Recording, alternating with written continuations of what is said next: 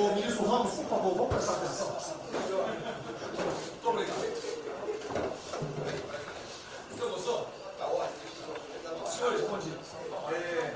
Essa reunião é por solicitação minha, ao presidente da República, porque nós iríamos apresentar isso à imprensa, que não foi apresentado, e começaram uma série de especulações sobre esse plano de retomada. Então, eu solicitei ao presidente uma reunião com os ministros, porque o plano não vai ter efeito se todos os senhores não nos ajudarem, cada um na sua área, claro. Tá? Na hora que nós precisarmos das pessoas para a coordenação do plano, o ministério que não colocar uma pessoa realmente que seja envolvida e tenha capacidade para poder coordenar e executar, esse ministério vai ficar mais fraco e aí o plano todo fica meio capenga. Tá? É uma apresentação de 10 minutos no máximo, dá somente isso. Eu pediria também aos senhores que a finalidade não é reunião de ministros para nós discutirmos nada, é simplesmente para apresentarmos o plano. Como é que saiu essa ideia? Então, eu estava conversando com diversos ministros, entre eles Rogério Marinho, o Tarcísio, inclusive o nome do plano, eu roubei do plano do Tarcísio, né? Pedi autorização a ele e roubei. É um plano Marshall brasileiro. Né? E eu comecei a observar que tinha plano do Ministério de Desenvolvimento Regional, que a economia tem plano, que a saúde tem plano, e não estava havendo uma coordenação, uma sinergia. Então esse foi o motivo dessa reunião aqui. Eu vou procurar ser bem breve no objetivo. Por favor, passa a primeira. Muito bom. Passou tudo, acabou. Então vamos acabar. Você está no final errado, cara.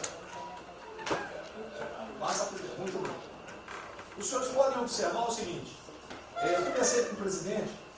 O problema, nós estamos invertendo a questão de uma lógica de raciocínio. Nós temos um problema. Nós temos esse problema, temos que ver quais são as consequências negativas desse problema. Todo mundo sabia, sanitárias e econômicas, ninguém tem dúvida, com reflexo em todos os ministérios. Mas o foco não é na solução do problema, o foco hoje, de uma maneira geral, é quem é o culpado. E nós queremos recolocar, vamos dizer assim, readequar isso aí para como o governo deve reagir a esse problema para achar uma solução para as duas consequências negativas que ocorrem. Próximo. Então, é um programa. O programa se chama Pro Brasil. Tá?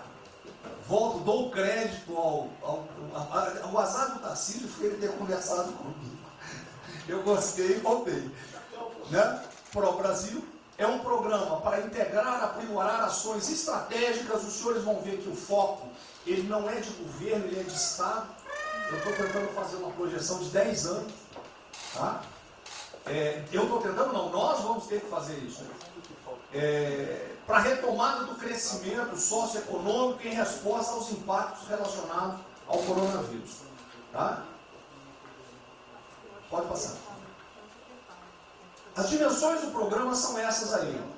Tá? Ele pega um modelo de governança, ele busca melhoria da produtividade, investimentos estruturantes e ações estratégicas do setor público. Vai.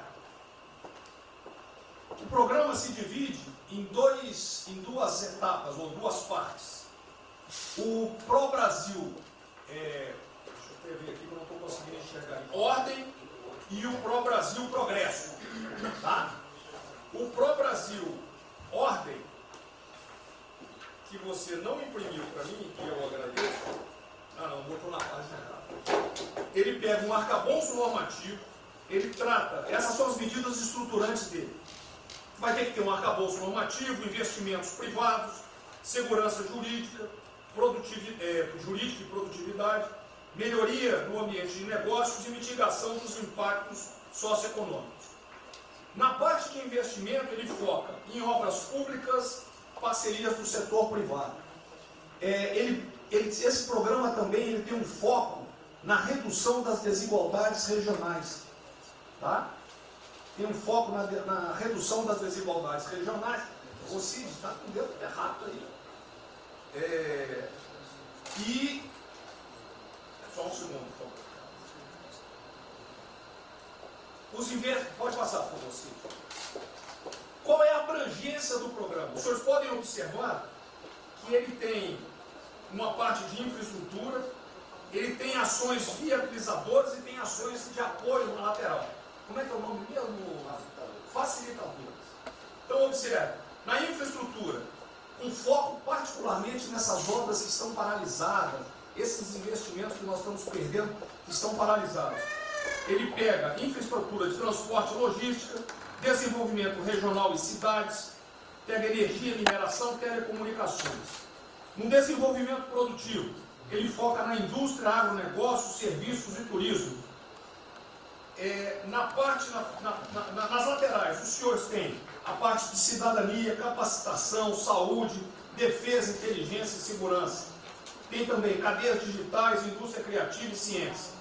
E nas viabilizadoras, que são transversais em toda a parte do programa, nós temos finanças e tributação, legislação e controle, meio ambiente e a parte institucional e internacional. Qual é o nosso time frame que nós estamos pensando aí? A estruturação do programa. Eu preciso que os senhores, nós vamos fazer uma reunião, como os senhores podem ver. É a primeira reunião do grupo de trabalho, tá? Com todos os ministérios envolvidos. Na sexta-feira agora, tá? Os senhores vão receber o horário. E aí nós teremos de maio a julho a estruturação do programa. De agosto a setembro, o detalhamento do projeto. A partir de outubro, implantação em larga escala, tendo um foco prioritário naquelas ações que têm uma resposta mais imediata. Porque o brasileiro é o seguinte, na hora que nós lançarmos o programa, eles vão começar a cobrar resultado. Tá? Então eu tenho que ter alguma resposta para o público. E a efetividade dos processos de monitoramento, na realidade não está no final, ele está durante todo o processo. Tá? Passa mais um, sim. Volta. Aí. O horizonte do programa, se os senhores observarem, nós estamos pensando num horizonte, né, até 2020, na verdade até 2030. Tá? Mas uma primeira fase dele, ele é faseado até o final desse primeiro governo, mas com um planejamento que prossiga nisso aí. Esse é o foco do que o trabalho dos grupos vão ter que apresentar. Ok? Pode passar a última, por favor.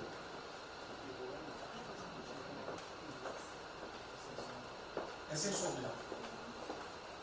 Certo? Só um layout para o senhor. Então, na sexta-feira, eu solicitaria que os senhores, quando enviassem os representantes, esses representantes já viessem com uma noção dos programas ou do que os senhores pretendem dentro dos ministérios de vocês. Uma primeira ideia, e nós vamos partir disso para elaborar isso aí. O trabalho não será feito aqui é somente uma coordenação. Cada ministério vai fazer e nós vamos coordenar. O presidente é nosso. Vamos dar a palavra para o Guedes, com todo respeito aos demais, acho que o ministro mais importante nessa missão. Eu queria fazer a primeira observação seguinte: não chame de plano macho que revela um despreparo enorme. Não, isso aqui foi só aqui agora. Quando se falou em plano macho, para o Brasil é um nome espetacular. 10, 1000. Plano macho é um desastre. Revela despreparo nosso. Plano macho, por exemplo, os Estados Unidos podem fazer um plano macho para nos ajudar. A China deveria financiar um plano macho para ajudar todo mundo que foi atingido. Então, a primeira linha da equação, a gente tem que tomar muito cuidado, isso aqui é o plano pro Brasil. Nos fala plano macho, é um desastre, vai revelar a falta de compreensão das coisas. A segunda coisa é o seguinte: é super bem-vinda essa iniciativa para nos integrarmos todos. Agora, não vamos iludir. A retomada do crescimento vem pelos investimentos privados, pelo turismo, pela abertura da economia, pelas reformas. Nós já estávamos crescendo. Voltar numa agenda de 30 anos atrás que é investimentos públicos financiados pelo governo. Isso foi o que a Dilma fez 30 anos. Então está cheio de gente pensando nessa eleição agora e botando coisa na cabeça de todo mundo aqui dentro. São governadores querendo fazer a festa, são às vezes ministros querendo aparecer, tem de tudo. E todo mundo vem aqui, vamos crescer, agora temos que crescer, tem que ter resposta imediata, o governo vai gastar. O governo quebrou. O governo quebrou. Em todos os níveis. Prefeitura, governador e governo federal. O que nós conseguimos fazer? Nós sinalizamos o contrário. Nós desalavancamos o banco público, reduzimos o endividamento, baixamos os juros e o Brasil ia começar a voar. Então, se a gente lançar agora um plano, todo o discurso é conhecido, acabar com as desigualdades regionais, na língua, claro. Está lá, são os detalhes dele. É bonito isso, por isso é o que o Lula e a Dilma estão fazendo há 30 anos. Se a gente quiser acabar igual a Dilma, a gente segue esse caminho. Então, eu acho o discurso bom, mas nós temos que tomar cuidado e reequilibrar as coisas. Não pode o ministro, para querer ter um papel preponderante esse ano, destruir a candidatura do presidente, que vai ser reeleito se nós seguirmos o plano das reformas estruturantes originárias. Então, eu tenho que dar esse recado, uma vontade de exposição, nós vamos ajudar tudo, mas nós não podemos nos iludir. O caminho desenvolvimentista foi seguido. O Brasil quebrou por isso. O Brasil estagnou. A economia foi corrompida, a política foi corrompida. A economia estagnou através do excesso de gastos públicos. Então, achar agora que você pode se levantar pelo suspensório, como é que um governo quebrado vai investir, vai fazer grandes investimentos públicos? Tarcísio sabe disso, conversando sempre. Tarcísio sabe o seguinte: quanto é que você consegue, Tarcísio? Passar de 5 mil para quanto? Para 15, para 20, para 30? A gente ficou por 6. Quanto é que você consegue de investimento em concessões? 250. Tá certo? Então, ó, tem 100 bilhões vindo para saneamento, tinha 100 bilhões que viriam, as 17 maiores petroleiras do mundo viriam para a nossa seção onerosa, 100 bilhões de seção onerosa, 100 bilhões de mineração, 100 bilhões de saneamento, 230 bilhões de concessões, 500 bilhões. Cadê o dinheiro do governo para fazer isso? Não tem aqui. Então, quem está sonhando é sonhador. A gente aceita. Politicamente, a gente aceita. Vamos fazer todo o discurso da desigualdade, vamos gastar mais, precisamos eleger o presidente. Mas o presidente tem que pensar daqui a 3 anos. Não é daqui a 1 ano, não. Tem muita gente pensando na eleição desse ano. É só a observação que eu farei. Eu estou fora de eleições municipais. Só um minutinho. A ideia aqui, ninguém falou em investimento público por enquanto. Inclusive, nós falamos ali em investimento, falamos inclusive em investimentos privados. O que tem que acontecer é o seguinte: eu estou vendo um plano de tanta gente, nós temos que centralizar a imprensa, a economia, vai dar exatamente o que pode, o que não pode. Fundamental a coordenação. Até para isso na imprensa que está saindo. Que são na imprensa assim, plano Marshall e economia está fora. Quer dizer, alguém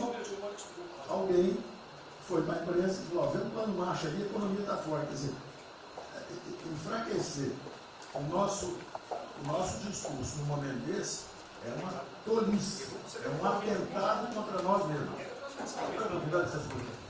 Questão da imprensa. Eu acho que eu resumi hoje dentro do palácio 20 segundos. Eu não vou falar com vocês, que vocês vão deturpam, vocês inventam e potencializam.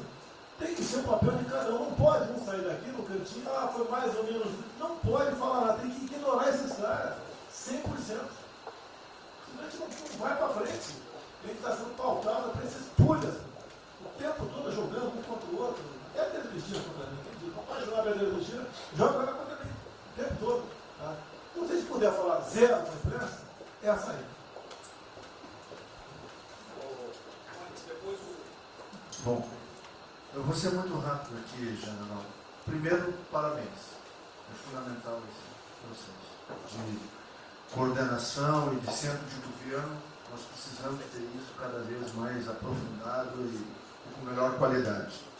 Segundo, eu quero, não precisa, mas eu quero me somar a essa visão do ministro Paulo Guedes, porque vamos lá, nós recebemos o governo com 36 mil obras paradas. Oriundas da onde? Do pátio. Só para lembrar. O Abraão tem não sei quantas mil creches. 3 mil creches paradas que somam nessas 36. Então, o que nós trouxemos para o Brasil e como é que nós começamos o ano, e eu vou lembrar, presidente, o senhor sempre disse, é muito triste ver um brasileiro chegar no exterior e ser recebido com o manto da desconfiança. Pois nós passamos, Paulo Guedes, o ano todo, Tarcísio, Tereza, Bento, o nosso ministro Marcos Pontes e outros, andando pelo mundo e fazendo o quê? Vendendo o Brasil. Terminamos o ano, lembra do número, 482 bilhões de investimentos para os próximos 20 anos. Uma boa parte, mineração, petróleo, por aí vai. Recebemos 90 bilhões de bônus de outorga. Nós temos 10 bilhões de dólares do governo da Arábia Saudita que precisa definir onde é que vai votar. Mas o príncipe autorizou. São 50 bilhões de reais. A dinheiro de hoje. Então, eu tenho convicção de que nós temos que continuar fazendo o que a gente vinha fazendo. Ou seja, aprofundando a participação da sociedade. Nós temos uma coisa emblemática aqui, que é a lei da liberdade econômica, que pela primeira vez na história do Brasil, desde que o Brasil é Brasil, o cidadão diante do Estado tem razão, até que o Estado prova ao contrário. Foi isso que fez os americanos, que há 200 anos atrás eram muito mais pobres do que nós, ser muito mais ricos do que nós. Então, o aprofundamento são sim das reformas, é sim ousar e ter uma reforma tributária que baixe o imposto no Brasil, reduz a carga tributária, estou falando sério. A gente nunca discutiu isso entre nós, mas isso tem que caminhar para isso. Por quê? Porque aí nós damos fôlego à iniciativa privada para que ela faça o que tem que fazer e nós vamos ser mediadores desse processo. Apenas. E sinceramente, eu acho que todo o nosso esforço nos próximos dias tem que ser como é que nós mantemos a nossa linha, porque nós terminamos o ano, ministro Ernesto, ministro Tarcísio. O senhor foi recebido na Federação das Indústrias Alemãs com um slide que mostrava a 163 os caminhões atolados e a 163 pavimentado. E o presidente que coordenava aquele momento, eu estava lá lhe aguardando, voltando da Rússia, disse ao senhor, o que vocês brasileiros fizeram que nós não acreditávamos que vocês recuperaram a confiança e estão fazendo tantas transformações. Então, presidente, só para concluir, 100% nessa linha, mas que a gente não perca o foco original, porque por onde a gente estava caminhando, nós recuperamos a confiança externa e externa. Fomos acometidos de algo muito grave, que é uma doença, e que foi levado ao paroxismo da histeria, porque serve ao interesse de muitos, os mais variados, eu não vou aqui detalhar. Mas, sinceramente, temos que rapidamente voltar ao que nós estamos fazendo, porque nós estamos no caminho certo, e a prova disso é que todo mundo voltou a olhar o Brasil como esse. Bom, eu vou partir do princípio que todos que estão aqui são bem intencionados e querem bem o Brasil. Tá? Então, nós não acreditamos em teoria da conspiração e que ninguém quer solapar os alicerces da República nem abalar a administração do presidente Bolsonaro. E quero lembrar a todos que não existem verdades absolutas. Por favor, vamos refletir. O que está acontecendo hoje no mundo não tem parâmetro nos últimos 100 anos. O que está acontecendo hoje no mundo vai permitir, de acordo com a FMI, que foi a previsão de uma semana atrás, de uma diminuição de quase 3% do PIB mundial, no caso do Brasil, de mais de 5%. Não tem paralelo. Em situações extraordinárias, remédios extraordinários de forma circunstancial. Isso não significa que nós tenhamos a necessidade de implantarmos uma política permanente. O ministro Braga Neto está, na sua apresentação, ele estabelece, inclusive, um limite temporal e deixa claro que é uma política de Estado. O que eu peço é que nós tenhamos aqui as mentes abertas, que os dogmas, quaisquer que sejam eles, sejam colocados de lado nesse momento. Porque os governos do mundo, certamente, têm a capacidade de entender o que está se passando. Eu tenho visto governos extremamente liberais, preparando programas de reconstrução, levando em consideração a necessidade de que o Estado Nacional passa a ter um papel diferente como tomador de risco nesse momento em que há uma queda abrupta da liquidez. O ministro Onyx fala com muita propriedade da Arábia Saudita nos 10 bilhões de dólares. É bom lembrar, está aqui o ministro Bento, que está se pagando para se retirar petróleo do mundo. Os países vão utilizar suas respectivas liquidez para resolver os seus problemas de infraestrutura e de retomada das suas economias. Nós temos que ter segurança jurídica, respeito a contratos, capacidade de alavancar recursos privados com a inversão de recursos públicos, sim. É bom lembrar que eu tenho ouvido falar, não sei se é verdade, depois vai colocar na ponta do lápis, que a gente pode chegar a 600 bilhões de reais esse ano de ajuda a empresas e a pessoas físicas. Recursos do governo federal, fruto de endividamento do governo, desse governo, que vai terminar o ano com um déficit 4, 5, 6 vezes maior do que estava precificado no início do ano. Caiu um meteoro sobre as nossas cabeças. Então, por favor, nós não podemos começar a discussão com verdades absolutas e com dogmas estabelecidos ao longo de 100 anos, em função de uma catástrofe que se abateu sobre o mundo, e os governos de todo o mundo estão se debruçando sobre o assunto, entendendo que muda o papel do Estado. Senhor presidente, é bom lembrar que quando houve a unificação da Alemanha, eu acho que esse é um fato histórico irrefutável, o Estado alemão entendeu e fez um pacto de que haveria necessidade de investir em capital humano e infraestrutura na Alemanha Oriental para diminuir desigualdades regionais. E esse é um pacto do Brasil. Essa pode ser uma catástrofe que vai nos afundar, ou pode ser uma onda para a gente surfar, uma alavanca para recuperar o país. Todos os países do mundo estão submetidos ao mesmo processo. Vai depender da nossa capacidade de termos uma opção clara de que forma vamos sair desse problema. Se vamos gastar 600 bilhões de reais para resolver uma situação que é emergencial e todos reconhecemos que é necessária, e darmos segurança à população, no caso alimentar, para evitarmos o caos, para diminuirmos a mortandade das empresas, tudo bem, está correto, essa é a boa direção. Por que não 5, 6, 7% desse total, 10% desse total, em obra de infraestrutura?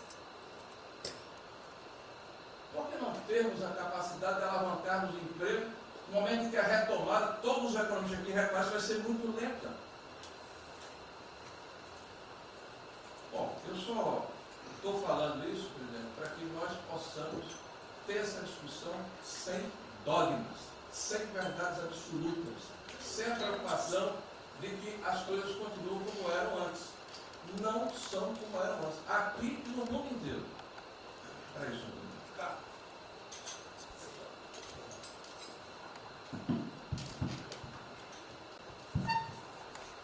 Presidente, estava assistindo atentamente a apresentação do colega Wilson Braga Neto. Na parte final, no slide das questões transversais, ao meio ambiente, mas acho que o que eu vou dizer aqui sobre o meio ambiente se aplica a diversas outras matérias. Nós temos a possibilidade, nesse momento que a atenção da imprensa está voltada quase que exclusivamente para o Covid e daqui a pouco para a Amazônia, o general Mourão tem feito os trabalhos preparatórios para que a gente possa entrar nesse assunto da Amazônia um pouco mais calçado, mas não é isso que eu quero falar.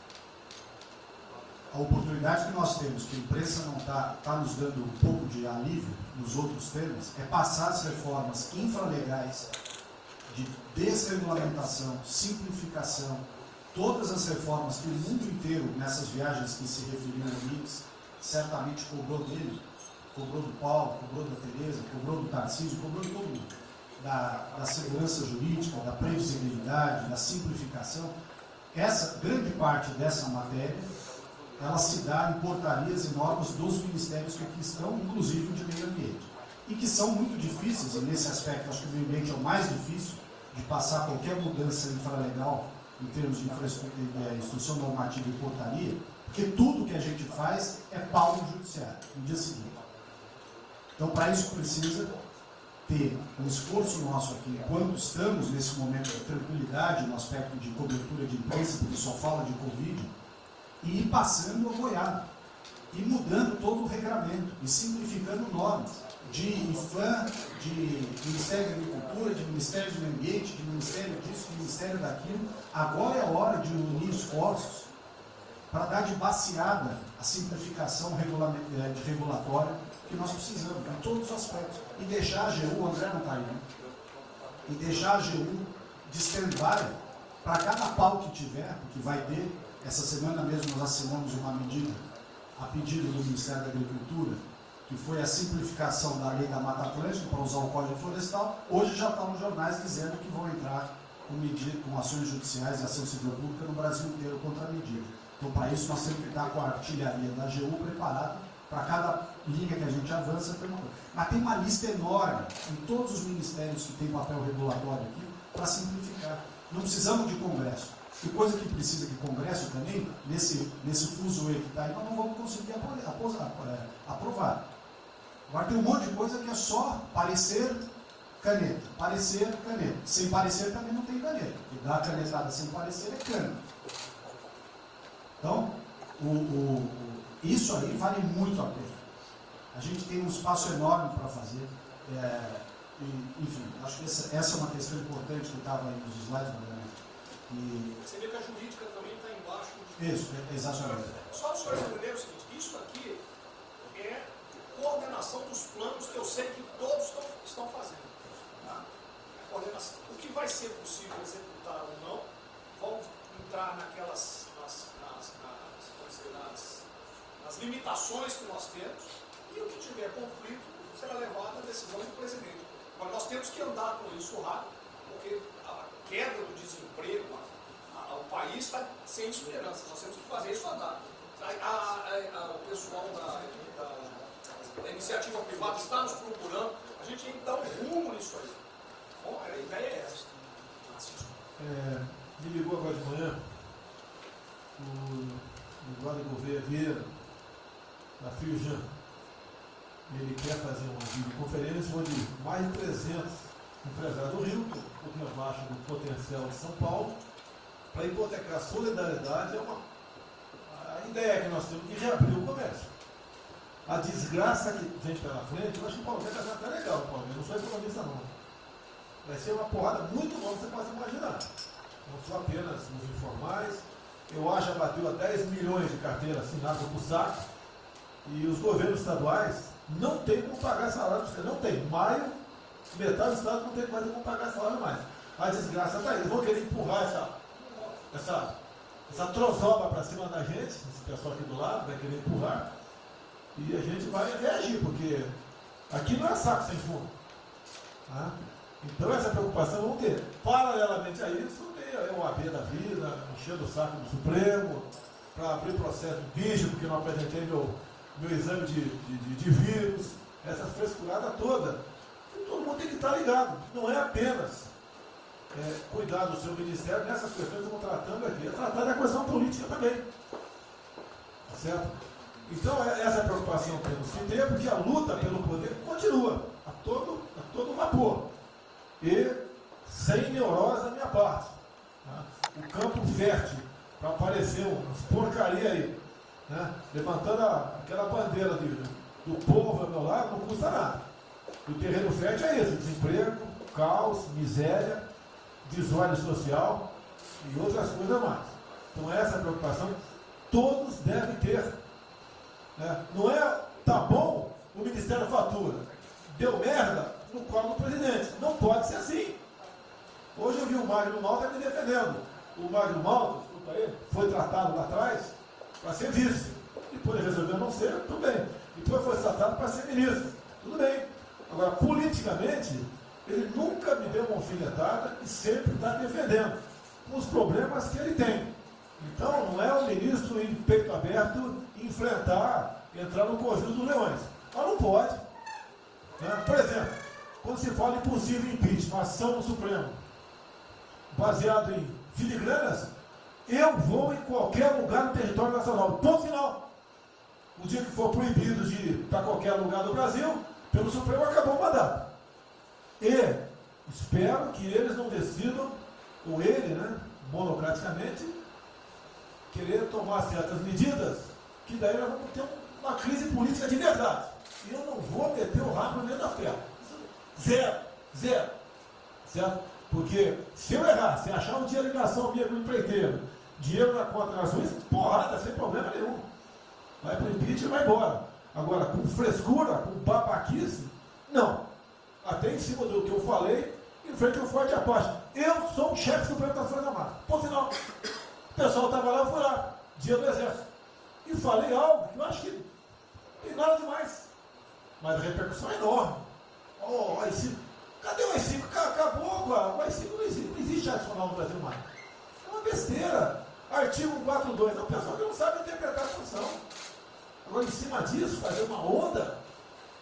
Vamos ouvir deputados, empresários, seja o que for. Agora, quando a Câmara fala lá dentro, uma homenagem a Che Guevara, a Mao Tse Tung e tudo mais, não tem problema nenhum. Quando o Partido Comunista do Brasil faz suas convenções e do lado lá, Fidel Castro, não tem problema nenhum. Quando um coitado levanta uma placa de AI-5, eu estou me lixando para aquilo, não existe AI-5. Não existe. Artigo 42. Nós queremos cumprir o artigo 42, todo mundo quer cumprir o artigo 42. É haver necessidade, qualquer dos poderes pode, né, pedir às Forças Armadas que intervenham para restabelecer a ordem no Brasil, naquele local, sem problema nenhum. Agora, todos, né, têm que se preocupar com a questão política e aquele direito, tira a cabeça da toca, porra. Não vai ficar dentro da toca o tempo todo, não. Estou bem, estou cuidando da minha imagem, a minha imagem está aqui, eu sou bonitinho, e o requisito todo, não, tem que fazer a sua parte. Então é isso que eu tenho falar com você, que depois de um certo momento, onde chegar a cabeça dessas pessoas, fica difícil voltar atrás. Daí que é uma crise, é uma crise. Não tenho amor por esse mandato para a cadeira de presidente. Zero. Não vou provocar ninguém. E assim como a defesa faz uma nota muito boa, dizendo que vai cumprir a Constituição, a liberdade, 10, né, e não aceita golpe, 10, também não aceita o contra-golpe dos caras, porra. Vai deixar alguns malucos aí, que eles sabem quem são, ficar aí naquela fervura de o presidente é irresponsável, ele é maluco, ele é genocida. Não é assim. O que vale para um lado, vale para o outro. O que não vale para um lado, não vale para o outro. Essa é a nossa preocupação que devemos ter. Por isso que está aqui o próprio Brasil, mas também com a questão política. Se nós começarmos a falar com propriedade, e tem muita gente que fala muito melhor do que eu, e tem um conhecimento muito melhor do que eu, tem que falar, discretamente, mas tem que falar, para não deixar subir a temperatura, que é só porrada o tempo todo em cima de mim. E vou continuar indo em qualquer lugar do Brasil, ponto final, o problema é meu. Tá certo? Se eu não tivesse direito de ir e vir, prefeitinho lá no fim do mundo, o jaguapoca do prefeito manda prender. Tem que a justiça se posicionar sobre isso, porra. Tem que se posicionar sobre isso abertamente. Não admitimos prisão por parte do prefeito e o decreto. Tem que falar, vai ficar quieto. E aquele direito aqui, todos têm que falar isso aí, não é só a justiça. Todos têm que falar. Não é ficar, toca o barco não e vamos em frente. Tá? Então é isso que eu apelo a vocês, pô. Essa preocupação, acordem para a política e se exponham. Afinal de contas, o governo não só. E se eu cair, cai todo mundo. Agora, vamos cair um dia? Vamos cair lutando, uma bandeira justa, não para uma babaquice de exame antivírus, pô. Pelo amor de Deus, pô. Tá? Eu, até já bem claro, de uns 8 anos para cá, quando pedia farmácia de manipulação, um remédio qualquer, eu falava com o médico. Bota um nome de fantasia, porque se for o meu nome para lá, como era sempre um cara manjado, né, tem 3, 4 que vão manipular lá o medicamento, pode me envenenar, pô. E assim é a mesma coisa a questão do vírus, entre outros. De acordo com o interesse, o cara dá negativo, ou dá positivo, depois que deu, vai para a contraprova, vai dar problema. E nós sabemos, tá certo, que nós temos um compromisso com a verdade. Eu jamais mentiria se não tivesse realmente um exame negativo. Jamais eu mentia negativo, deu positivo, vice-versa, jamais. A verdade é acima de tudo. Então é o apelo que eu faço a todos que se preocupem com política para não ser surpreendido. Eu não vou esperar o barco começar a afundar para tirar água. Estou tirando água e vou continuar tirando água em todos os ministérios. Nunca é isso. A pessoa tem que entender. Se não quer entender, paciência, pô. E eu tenho o poder e vou interferir em todos os ministérios, sem exceção. Nos bancos eu falo com o Paulo Guedes, se tiver que interferir. Nunca tive problema, zero problema com o Paulo Guedes. Agora os demais, vou. Eu não posso ser surpreendido com notícias. Eu tenho a PF que não me dá informações. Eu tenho as inteligências das Forças Armadas que não têm informações. A BIM tem seus problemas. Tem algumas informações. Só não tenho mais porque está faltando, realmente, temos problemas.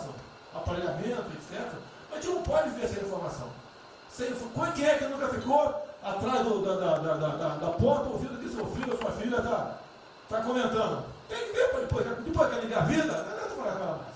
Tem que ver, né? Depois que o moleque encheu os conos de droga, não adianta mais falar com ele, já era. E a informação é assim. Eu estava vendo, estudando esse fim de semana aqui, como é que o serviço chinês secreto trabalha nos Estados Unidos. Qual a preocupação nossa aqui? É simples, né, irmão? Não deve falar publicamente. Devo falar como? Está todo mundo vendo o que está acontecendo?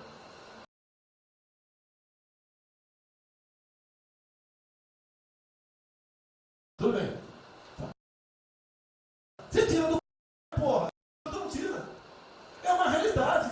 Não adianta esconder mais, tapar o sol com a peneira. Vai em alguns ministérios, tem gente deles plantada aqui dentro. Então não quer pregar. Zero. Precisamos dele para vender? Sim, isso precisa também de nós. Que se não precisasse, não estaria comprando a soja da gente, não. Precisam. E é um negócio, pô.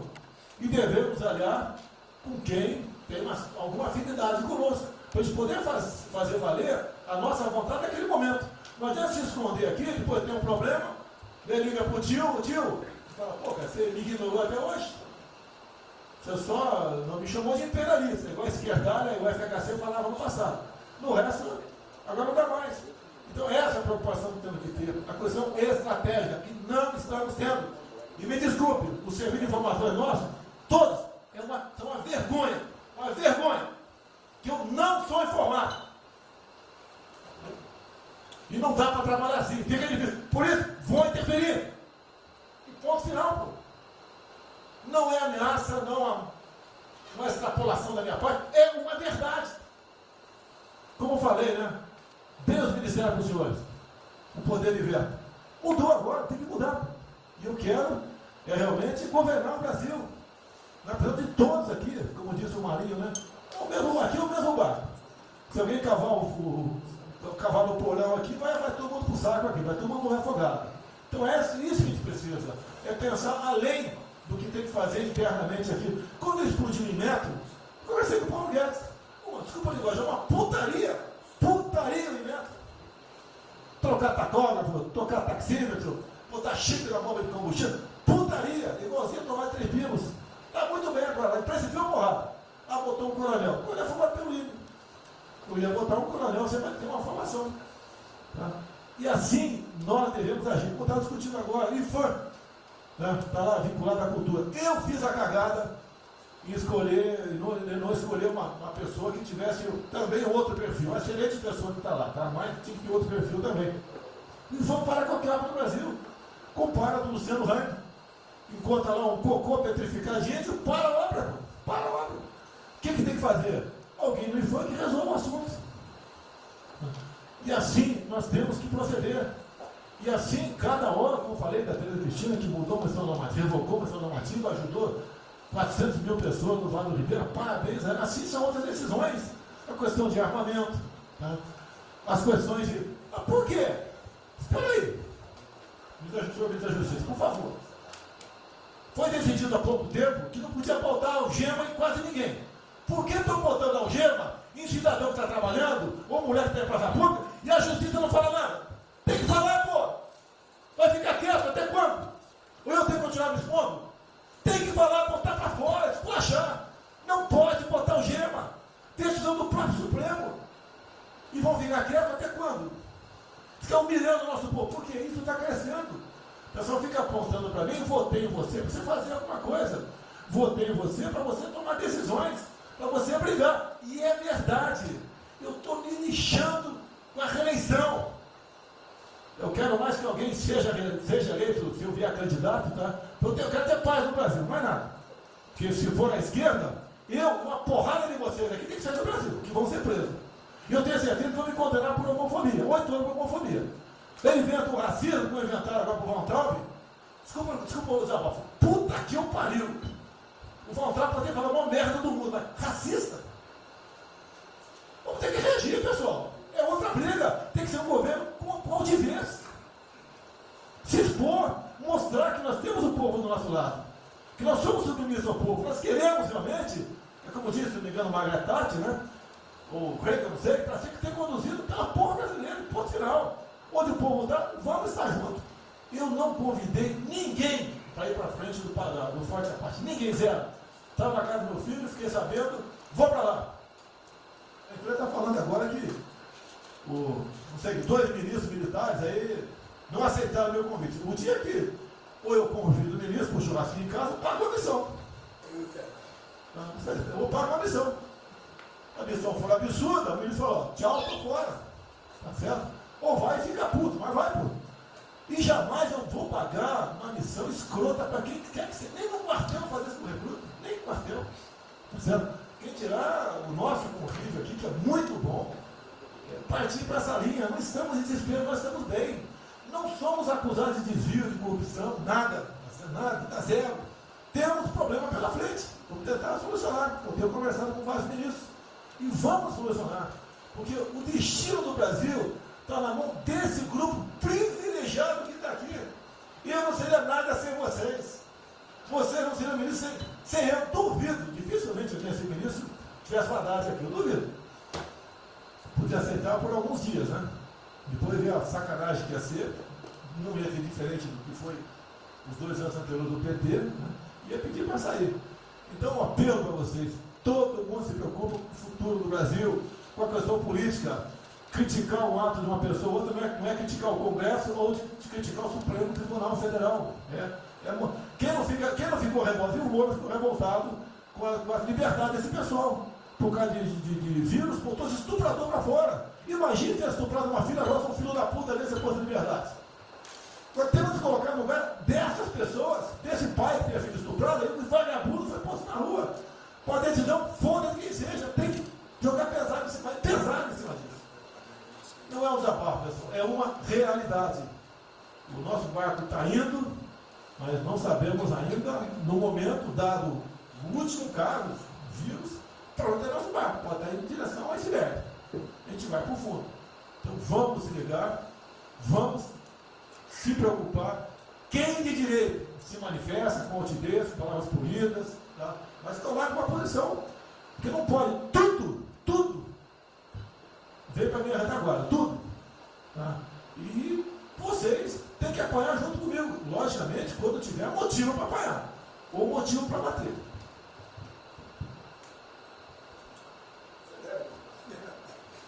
Não, eu já caí.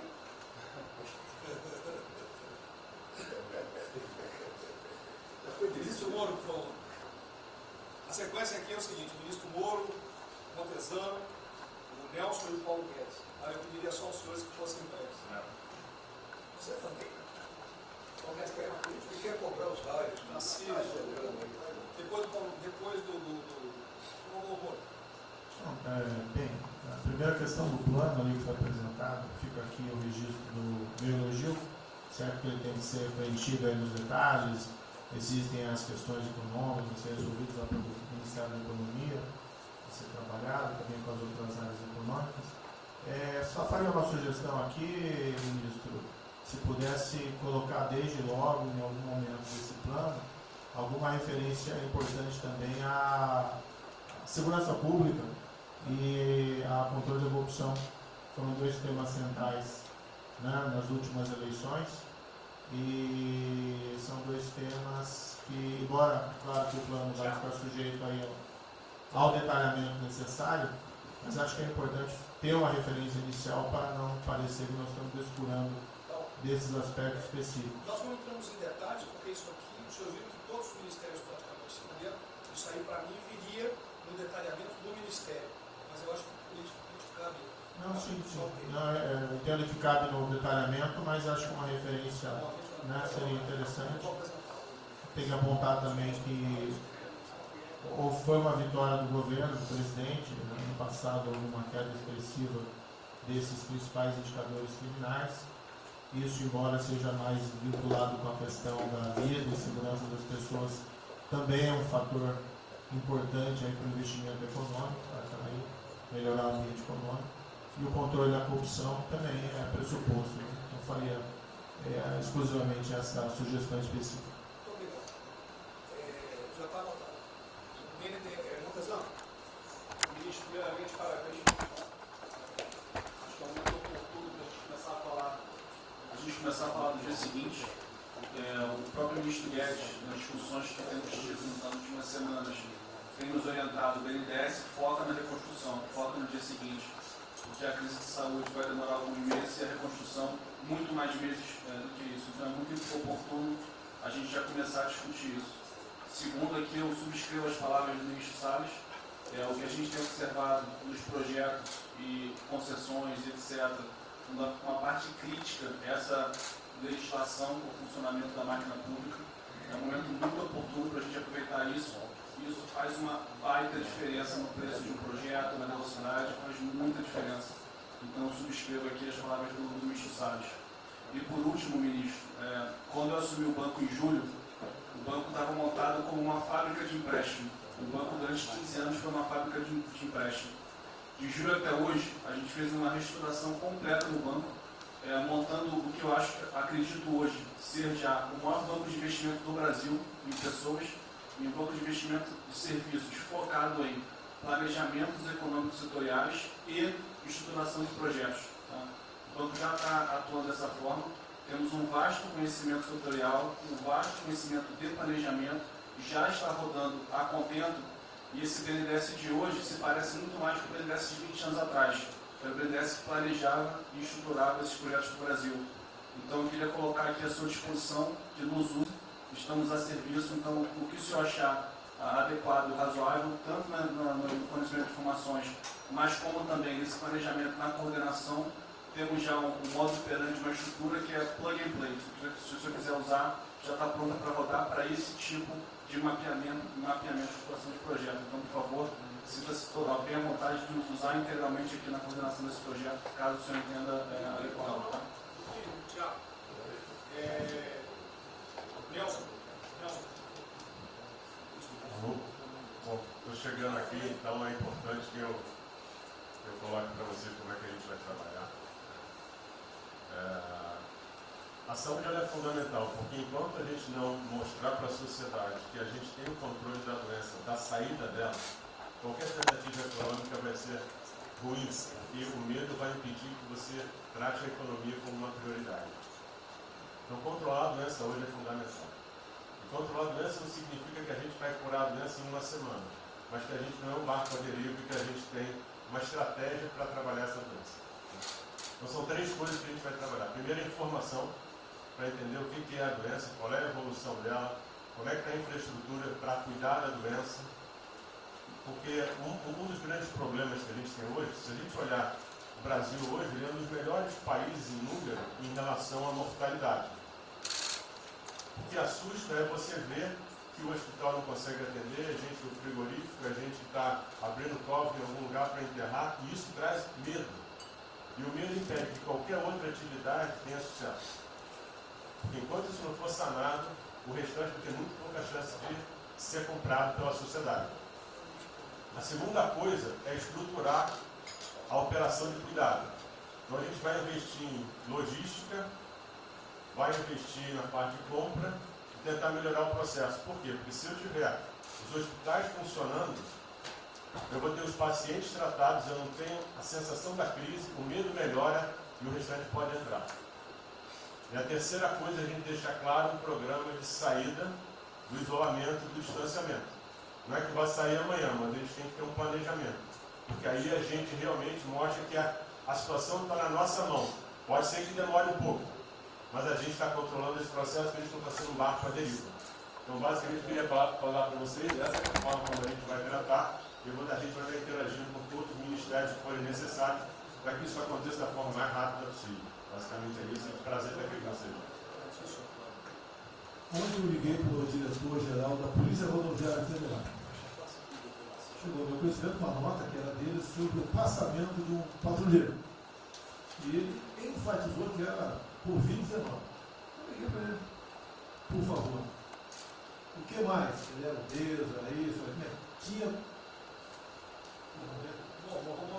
comorbidades. Mas ali na nota dele só saiu Covid-19. Então, vamos alertar aquele direito do respectivo ministério, pode botar Covid-19, mas bota também, fibrose, um montão de coisa, não tem esse negócio, um montão de coisa lá. É exatamente para levar um medo à população. E que, olha, morreu um sargento do exército, por exemplo. A princípio é um cara que está bem de saúde, né? Um policial federal, né? Seja lá o que for. E isso daí não pode acontecer. Então, espere esse cuidado dos colegas, tá? Aquele direito do respectivo ministério, que tem alguém encarregado disso, né? Tomar esse devido cuidado para não levar mais medo ainda para a população. Você perguntou em relação e perguntou quanto tempo levaria para mostrar o plano, alguma coisa. Eu acredito que. Não, nós já conversamos hoje. Não, nós já conversamos hoje sobre isso. O COP está montando junto com a saúde. Tá? Eu não posso dizer. A gente está trazendo recurso para poder acelerar esse processo, porque a gente está correndo muito tempo. Enquanto a gente não conseguir controlar a percepção que a gente hoje tem condição de cuidar das pessoas, vai ser difícil. E o problema da doença é que você pega um sistema que, se você falar em eficiência, os hospitais têm que ser eficientes. Então, quando você fala em eficiência, você vai quase no limite do cuidado. Você não tem sobra, você não tem gordura. Quando você pega uma doença que chega, que é muita gente ao mesmo tempo, você não consegue ter agilidade para preparar o sistema para cuidar dela. E a gente tem um problema adicional que a gente tem que tomar cuidado, que é o seguinte: como você tem os hospitais com você tem muita gente falando de Covid, os hospitais estão diminuindo muito o atendimento, o que significa que eles vão ter problema financeiro. Se isso prorroga, esses hospitais vão ter cada vez mais dificuldade, você vai poder ter um hospital mais sucateado, um hospital fechado. O que está acontecendo hoje? Vamos botar em números hoje. A gente tem 4 milhões de pessoas hoje com a Covid. O Brasil hoje tem 212 milhões de pessoas. Tem 208 milhões que não estão tendo a atenção necessária. Você tem câncer, cardiovascular, isso tudo está represado, a demanda é reprimida. Quando você controlar a Covid, o não Covid vai chegar com tudo. Você pode pegar uma estrutura sucateada. Aí você só vai transferir o problema de medo, que vai ser o medo da Covid e o medo da não Covid. Então a gente tem que estar preparado para isso tudo. Então não é só trabalhar o curtíssimo prazo, a gente tem que preparar para essa segunda fase que vai chegar também. Isso tudo a gente está fazendo, só para vocês saberem que a gente está pensando nisso tudo, só para vocês saberem que está tudo trabalhando. Como o ministro Tarcísio, eu pediria aos senhores que fossem bem breves. Então já não tem jeito.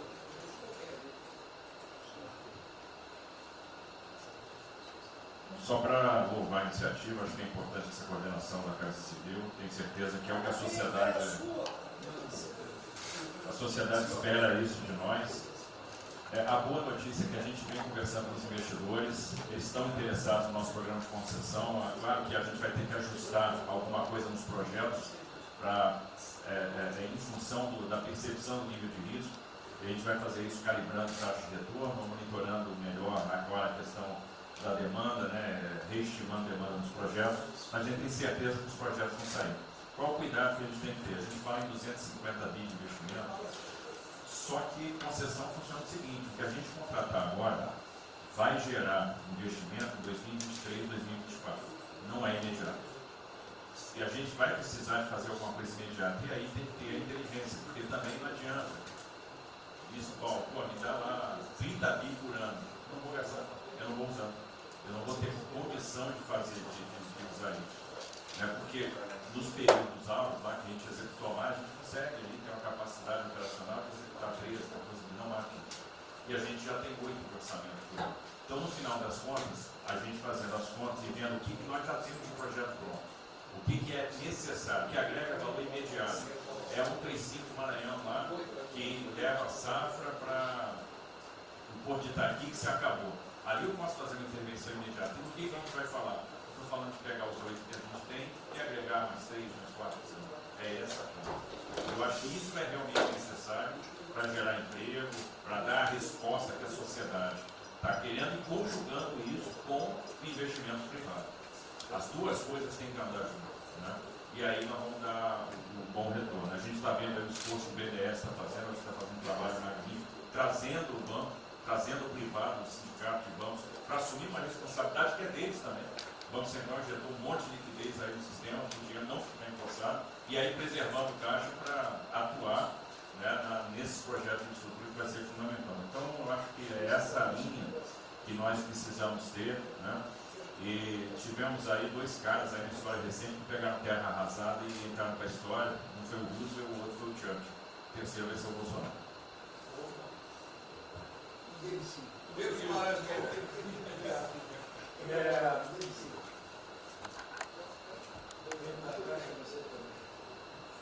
Peço aos senhores que sejam breves.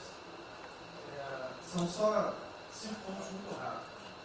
Primeiro, presidente, o maior programa da história do mundo de inclusão social, digital, que nós estamos fazendo nesse governo, pessoas que tomavam dinheiro a 25% ao mês. Quer dizer, todos os ladrões lá, PT, PMDB, PSDB, aquela ladroagem toda, 25% ao mês. E ninguém se indigna. Esse governo se indignou, o governo dos liberais. Então, assim, acho que a gente está com problemas narrativos. Hoje de manhã, por exemplo, o pessoal da Band queria dinheiro. O ponto é o seguinte: vai ou não vai dar dinheiro para Bandeirantes? Ah, não vai dar dinheiro para Bandeirantes? Passei meia hora levando porrada, mas repliquei. E falei: olha, vocês estão em casa? Eu tenho 30 mil funcionários na rua. Não tem esse negócio, essa frescurada de home office. Eu já visitei 15 agências. E você em casa? Aí o pessoal ficou um pouco mais calmo.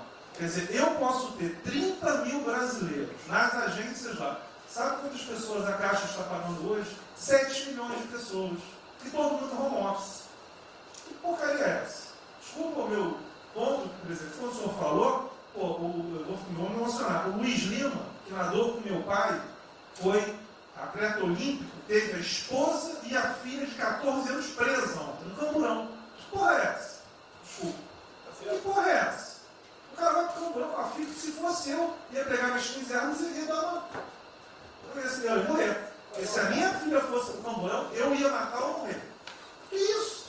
Estava nadando, é uma atleta olímpica. Você tira a pessoa está nadando com 14 anos. Eu tenho uma filha Maria de 14 anos. Se a minha filha fosse pro Camburão, ou eu matava ou morria. Que isso?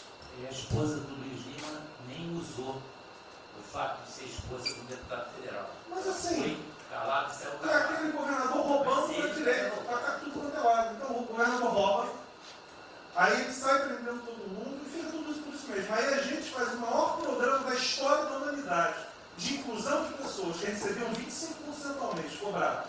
PSDB, PT, PMDB, aquele grupo todo. Na hora de privatizar, todo mundo, com 200 milhões, 300 milhões, tem vice-presidente da Caixa que eu expulsei, dos 120, 105 eu tirei. E se o senhor precisar, obviamente, meu chefe, o ministro Paulo Guedes, ele decide. Não tem problema. Inclusive, porque o que acontece? Se roubar, eu vou ligar para o ministro Moro para prender. Agora, se precisar de um diretoria, não sei o quê, desde que sejam honestos, o ministro Paulo Guedes é que decide, etc. Mas dos 120, eu tirei 105. E na Caixa não tem desonestidade, até onde eu saiba. Mas, assim, eu acho que a gente está levando muita porrada, presidente. E, de novo, não estou dizendo ninguém daqui não, só leva porrada. Agora tem limite. Desculpa, todo lugar que eu vou, as pessoas normalmente são educadas. Mas a paciência chega no limite, obviamente não dessa maneira, eu acho que tem um ponto. Nós estamos emprestando 154 bilhões de reais, mas só um ponto que eu acho importante. Tarcísio é super meu amigo e ele é muito esperto. Qual que é o grande ponto que a gente tem que evitar? O carro está quebrado. Já estava quebrado antes e quer lançar um lesinho. Então, assim, claramente tem que ajudar e eu concordo. Tanto que nós emprestamos 43 bilhões de reais para o segmento imobiliário. 1,5 milhão de pessoas deixaram de ser demitidas. Agora não é para todo mundo, não. Aquela empresa que já estava quebrada antes, por que a gente vai dar uma lesinha? Então, este ajuste fino é importante que os bancos têm que fazer. Por quê? Último ponto que eu falo.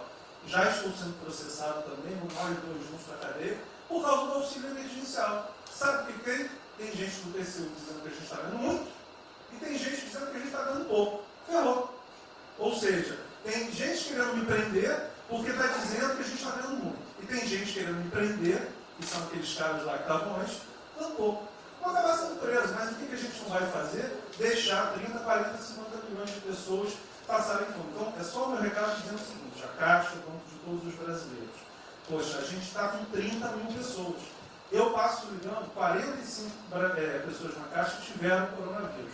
2 faleceram, um, na verdade, com 70 anos, já estava aposentado, e outro. A pessoa, eu chorei mais do que a pessoa, a mãe. Uma pessoa em 30 mil que estão o dia inteiro. E eu já falei para minha esposa, se tiver qualquer coisa, eu vou tomar 1 litro de hidrocloroquina, aquelas coisas todas.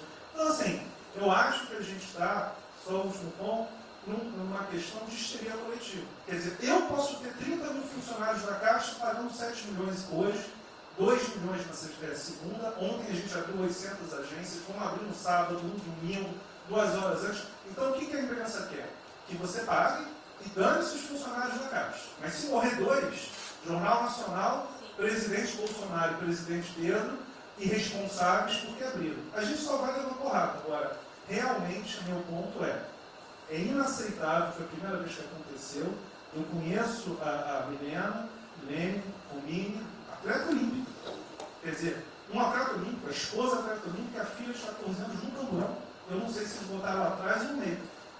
E aí você solta o estuprador, então acho que realmente tem uma questão. De novo, eu quero só reforçar uma coisa. O ministro Moro, em um dia, resolveu um problema muito importante. Muito obrigado, ministro. O que aconteceu? Os guardas, né, os que ficam dentro da agência, não poderiam, por legislação, estar fora. O que aconteceu? O ministro, 5 horas, resolveu o problema.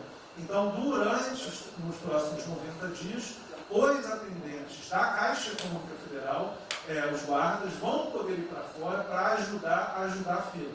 Ou seja, tem uma fila, tem 250 agências e tem 500 pessoas na fila. E aí, com a ajuda do ministro Moro da Polícia Federal, eles emitiram uma portaria. Então, só para finalizar, quero agradecer, ministro. Esse é um registro aí, até foi fácil de resolver, foi a Polícia Federal que resolveu. Ministro Ernesto, por favor. Volta a pedir que sejam breves. Obrigado. Rapidamente, sobre o plano. A dimensão internacional do plano, evidentemente, é fundamental, já está aqui contemplado. Eu queria mencionar o seguinte: eu acho que é fundamental que essa dimensão internacional não seja simplesmente uma adaptação nossa ao cenário internacional, mas que ela leve em conta a capacidade que o Brasil hoje tem de influir no desenho de um novo cenário internacional. Eu estou cada vez mais convencido que o Brasil tem hoje as condições e a oportunidade de se sentar na mesa de 4, 5, 6 países que vão definir a nova ordem mundial.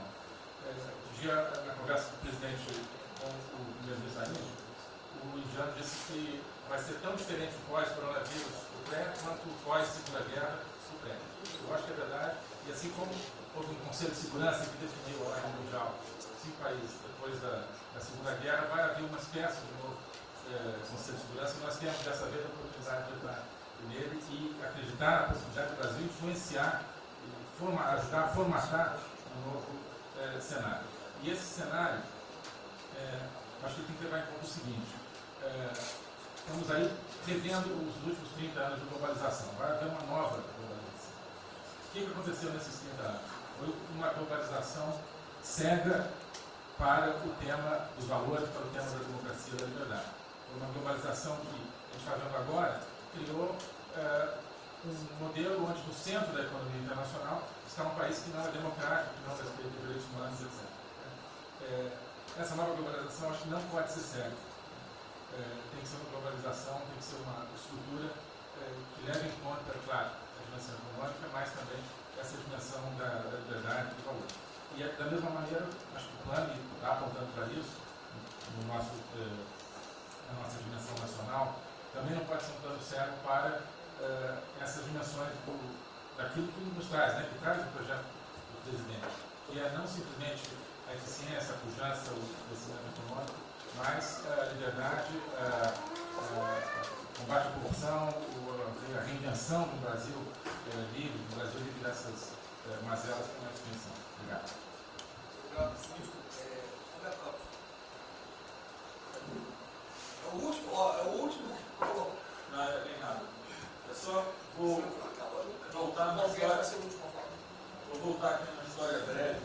Queria lembrar que no fim do governo Dilma a taxa de juros era 14,5%, a curva, mas a taxa longa era 20%. E aí quando a gente olha o que aconteceu e o que proporcionou a taxa de juros cair, é interessante, porque teve um dia, 18 de agosto, saiu uma manchete no jornal e todos os elementos apontavam que ia ter o teto de gastos. Naquele dia, a curva de juros começou a cair e foi quando depois o presidente do Banco Central anterior começou a cair os juros. Ele caiu os juros até o nível de 6,5%, estabilizou, teve a incerteza das eleições, com a incerteza do PT poder voltar, a taxa piorou.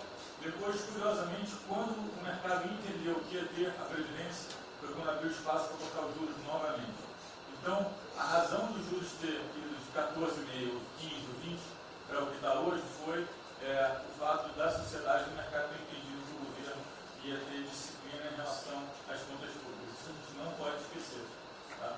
Se permite, então você está dizendo aí que não só a Selic tem como uma taxa longa, nós devemos basicamente a PEC do teto, é isso?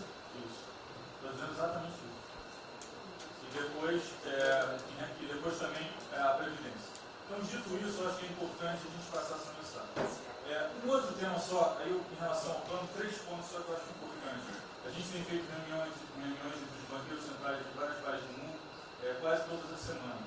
Eu acho que tem 3 pontos que são importantes. Primeiro, existe um consenso hoje que o mundo privado está com muito medo de tomar risco. Então, que não vai ter como ter uma saída rápida sem que o governo não entre de alguma forma tomando risco. Porque o mundo privado está com medo de tomar risco pelo fator medo. Que é o fator que o doutor mencionou, que eu acho que é muito importante. Se amanhã você demitir todo mundo no estádio de futebol, que é um jogo, será que todo mundo vai sair de casa e vai? Qual é o fator medo? E o fator medo é interessante, porque quanto mais informação você tem, mais medo você tem. Porque a mídia joga medo. Então você tem hoje uma classe mais alta, tem mais medo que a classe mais baixa, exatamente porque eles têm mais acesso à informação e a informação enviesada. Então, o primeiro ponto é esse tomar risco. O segundo ponto rápido é um tema que eu acho que está muito crescendo também, crescendo bastante, que é a análise, que a gente chama de análise intertemporal. Quando você faz uma ajuda, quando o governo faz um gasto, geralmente acontece 2 coisas. Ou você bota fundo perdido, ou seja, esse gasto não vale nada, e aí vai ter um reflexo na economia, na taxa de juros, ou as pessoas exageram falando esse gasto vai ser um multiplicador. Provavelmente não é nenhuma coisa nem outra. O que eu acho que falta de analisar os gastos do governo é o quanto desse gasto eu recupero lá na frente, via preservar empregos, via manter uma empresa viva, que ia morrer. Então, eu acho que falta análise completa do gasto. O gasto nunca é fundo perdido. Também ele nunca é multiplicador, ele é um meio do caminho de uma coisa e outra.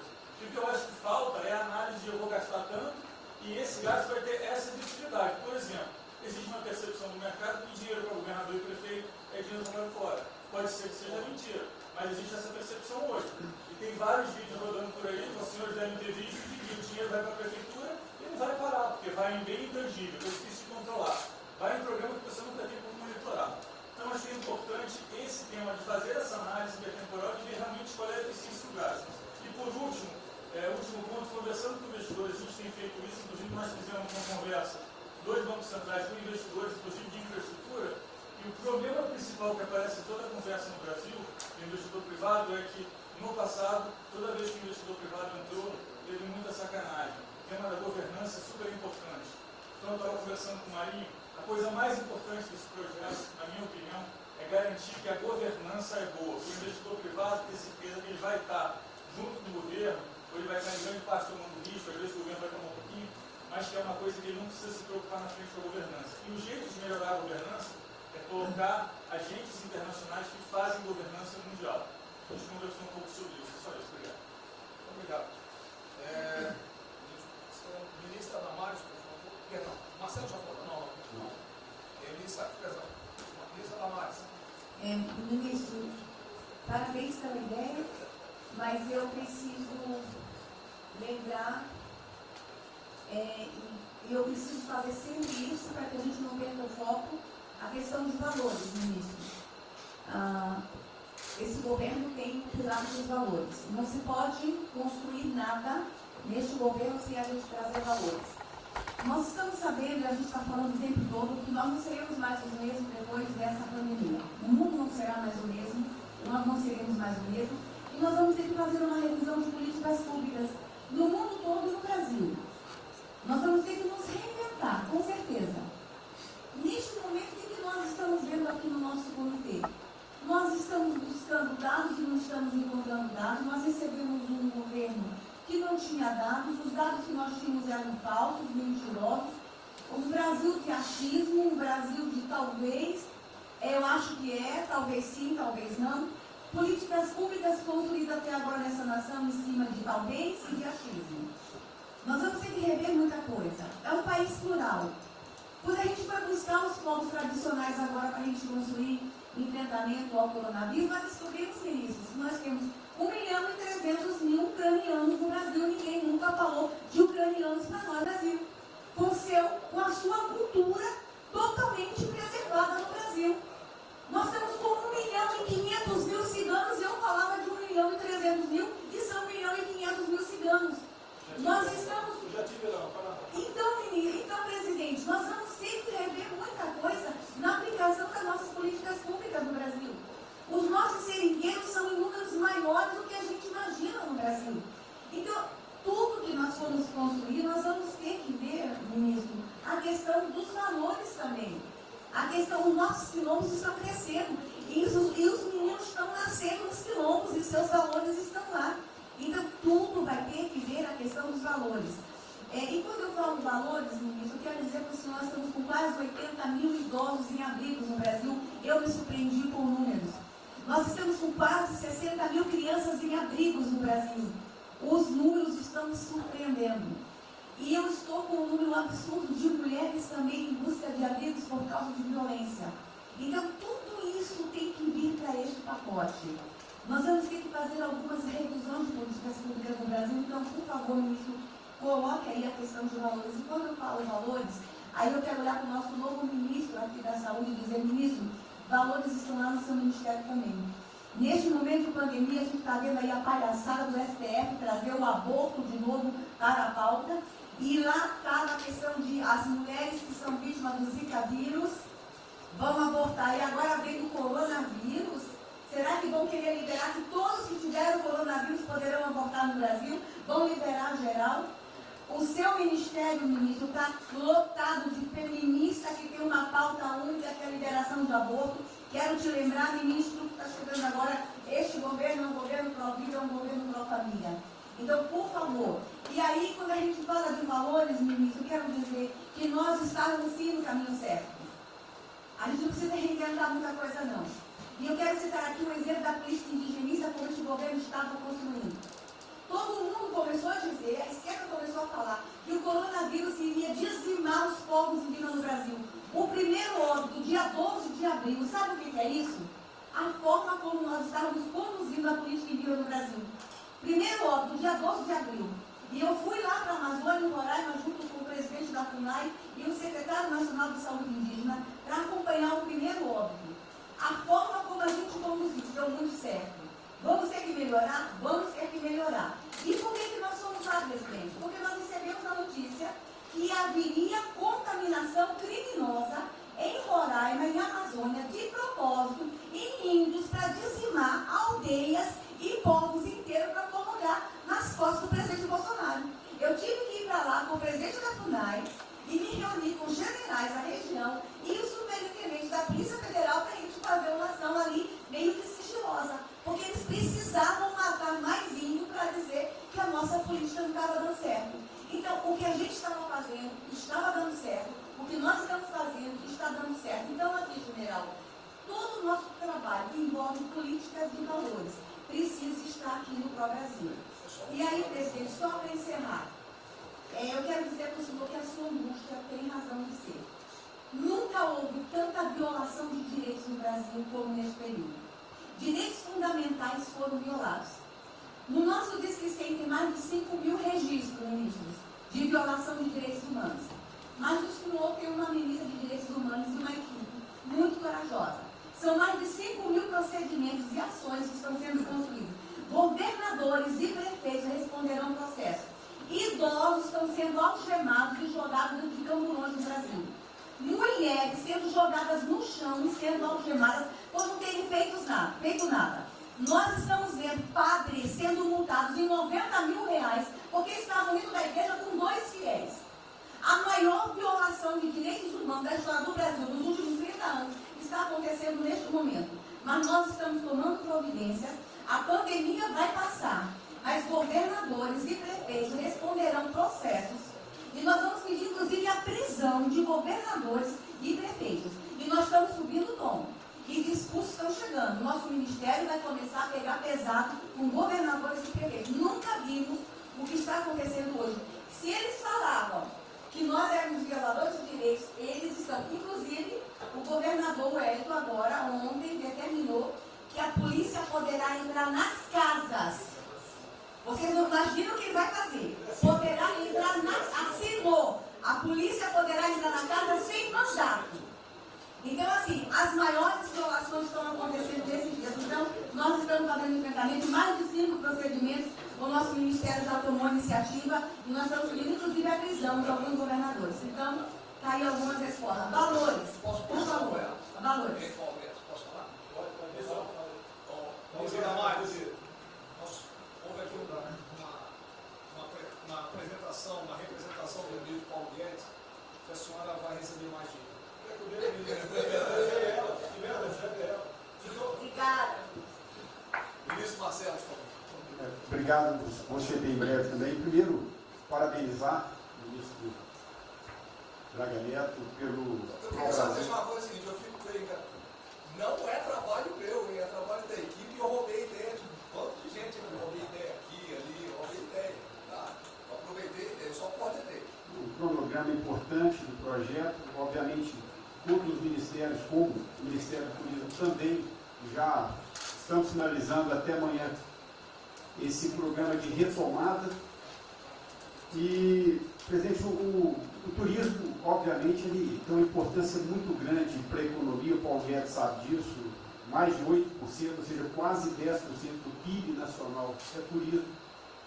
E o presidente falou que vai extinguir o Ministério porque o turismo acabou. Agora precisa do Ministério mais do que nunca, presidente. O turismo ele vinha numa crescente muito importante. O ano de 2019 cresceu 2,6%, enquanto a economia cresceu 1%, gerou 163% a mais de emprego do que o ano de 2018. E, obviamente, no meio dessa pandemia, foi o primeiro a ser impactado de forma brutal. O Rogério Marinho sabe bem disso e nos ajudou muito aí. Quero aproveitar para agradecer o Paulo Guedes, a Marinho também nos ajudou muito nesse processo, de contemplar, ou seja, de ter um plano de ação que viesse evitar o desmonte do setor do turismo, porque grande parte das empresas do turismo passou de um fluxo de caixa de 100 para 0 de um dia para o outro. Então, ações como a suspensão de contrato de trabalho, o ministro Moro também, agradeço, teve uma ação fundamental para o setor, que foi uma medida provisória que contemplasse ambas as partes, tanto o consumidor quanto as empresas, através da Senacom, que impediu judicializações em massa, porque aquela pessoa que comprou o ingresso de um show ou um pacote turístico, ela, se fosse para cima das empresas ainda para pedir um reembolso de imediato, isso seria catastrófico, geraria mais desemprego ainda. Essa medida provisória garantiu que as empresas pudessem ter um fôlego, um prazo aí de até 12 meses para fazer esse reembolso. O terceiro ponto foi a questão dos créditos, que está terminando de ser fechado junto ao BNDES. Agradeço muito aí também o Montesano, a Caixa Econômica também, o Pedro, o ministro Paulo Guedes, que o entrave maior estava na questão das garantias, mas a gente está conseguindo finalizar esse modelo de crédito para contemplar a todos, desde o meio ao micro, pequeno, médio, o grande empresário no Brasil do setor turístico. O setor, presidente, ficou muito feliz, se sentindo contemplado com todas essas ações medidas por parte do governo federal. O setor do turismo no Brasil fizeram cartas com as principais associações agradecendo a postura do governo federal em relação a isso. Eu quero, presidente, falar um assunto aqui que talvez seja muito polêmico, mas eu acho que é importante esse debate nesse momento. Aí eu falo também para a ministra Damares, que eu sei que é uma pauta muito sensível também a ela, que é a questão presidente, porque o Ministério do Turismo agora tem que ter um planejamento, um plano de atração de investimentos, que é o que gera emprego, renda, é o que ajuda, obviamente, a economia do Brasil. E para isso, presidente, eu acredito que é um momento propício nesse planejamento da retomada discutir os resorts integrados. Não é legalização de jogos, não é bingo, não é caça-níquel, são resorts integrados. Obviamente, presidente, uma pauta precisa ser construída, ainda mais estou olhando para um cara aqui para mim. A pauta precisa ser construída com as bancadas da Câmara, tanto a evangélica quanto a católica, mostrando ou desmistificando vários mitos que giram em torno disso. Não sei se o ministro Paulo Guedes concorda. Nós temos a possibilidade de atrair pelo menos 40 bilhões de dólares para o Brasil só de outorgas, de investimentos imediatos para essa pauta. Mas o que precisa ser feito, presidente, é realmente desmistificar a questão de evasão de divisas, de lavagem de dinheiro, de tráfico de drogas, e para isso eu sugeriria que nesse debate pudéssemos contar com o Ministério da Justiça, através da Polícia Federal, o Ministério Público na mesa, a Receita Federal, os órgãos de controle, mas obviamente, presidente, uma pauta que só levaríamos para frente se a gente conseguir pacificar ou nos fazer entender pela bancada evangélica, pela bancada católica, para que não haja uma distorção na comunicação disso. Tem que ser um projeto muito bem feito, que eu acredito que pode ser, nesse processo da retomada, uma grande oportunidade para o Brasil atrair grandes complexos, dos quais apenas 3% são utilizados para os cassinos. E outra, isso não tem impacto diretamente nenhum na família dos trabalhadores brasileiros. Tá tipo um diabo. Não, não é bem isso não. Eu vou ter que começar a desmistificar para dar mais, gente. Eu estou vendo isso. Então, presidente, aqui, não estou dizendo que a gente tem que colocar isso como um projeto de governo, obviamente, mas abrir esse debate em torno dos resorts integrados. Tá. E para finalizar, presidente, o ministro Nelson, prazer estar aqui com a sua primeira vez, a gente fez um projeto muito bem elaborado, né, dentro do comitê de operações, que visa fazer com que os hotéis possam abrigar os profissionais de saúde, e só os profissionais de saúde. A questão do anterior do Ministério, por 2 vezes eu mandei a mensagem, não se manifestou, não se interessou, mas eu acredito que é um projeto que pode, sobretudo, trazer para o governo federal uma boa visibilidade dessa preocupação de quem está na linha de frente de combate, que são os profissionais de saúde. Visando 2 coisas, eu já vou terminar. Primeiro, melhorar essa logística do profissional de saúde, que sempre tem um hotel próximo ao hospital, aos hospitais, e também a preservação da família desses profissionais, mostrando, obviamente, a sensibilidade do presidente Jair Bolsonaro na preocupação com essas vidas desses profissionais. Obrigado. Parece que é hoje, às 16 horas. Hoje, então, é uma reunião marcada para a gente discutir isso aí. Obrigado. Saúde e turismo. A gente dividiu. Penúltimo debatedor, ministro Weintraub. Obrigado. Em 3 anos eu... Obrigado. Em 3 anos, através do Onix, eu conheci o presidente. Nesses 3 anos eu não pedi uma única conselho, não tentei promover minha carreira, me ferrei na física, ameaça de morte, na universidade, e o que me fez, naquele momento, embarcar junto, era a luta pela liberdade. Eu não quero ser escravo nesse país, e acabar com essa porcaria que é Brasília. Isso aqui é um campo de corrupção, de privilégio. Eu tinha uma visão extremamente negativa de Brasília. Brasília é muito pior do que eu podia imaginar. As pessoas aqui perdem a percepção, a empatia, a relação com o povo. Se sentem inexpugnáveis. Eu tive o privilégio de ver a mais da metade aqui desse time chegar. Eu fui secretário executivo do Ministro Onix. Eu acho que a gente está perdendo um pouco desse espírito. A gente está perdendo a luta pela liberdade. É isso que o povo está gritando. Não está gritando para ter mais Estado, para ter mais projetos, para ter mais... O povo está gritando por liberdade. Ponto. Eu acho que é isso que a gente está perdendo. Está perdendo mesmo. O povo está querendo ver o que me trouxe até aqui. Eu, por mim, botava esses vagabundos todos na cadeia. Começando no STF. E é isso que me choca.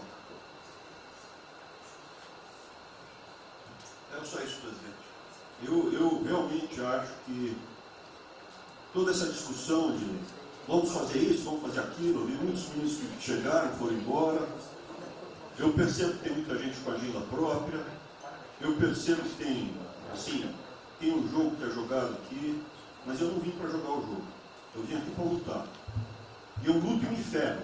Eu estou com um monte de processo aqui no Comitê de Ética da Presidência. Eu sou o único que levou processo. É um absurdo o que está acontecendo aqui no Brasil. A gente está conversando com quem a gente tinha que lutar.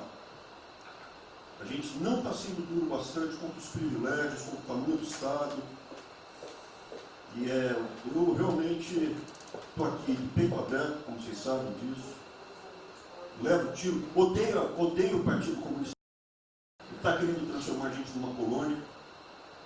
Esse país não é. Odeio o termo povos indígenas, odeio esse termo, odeio.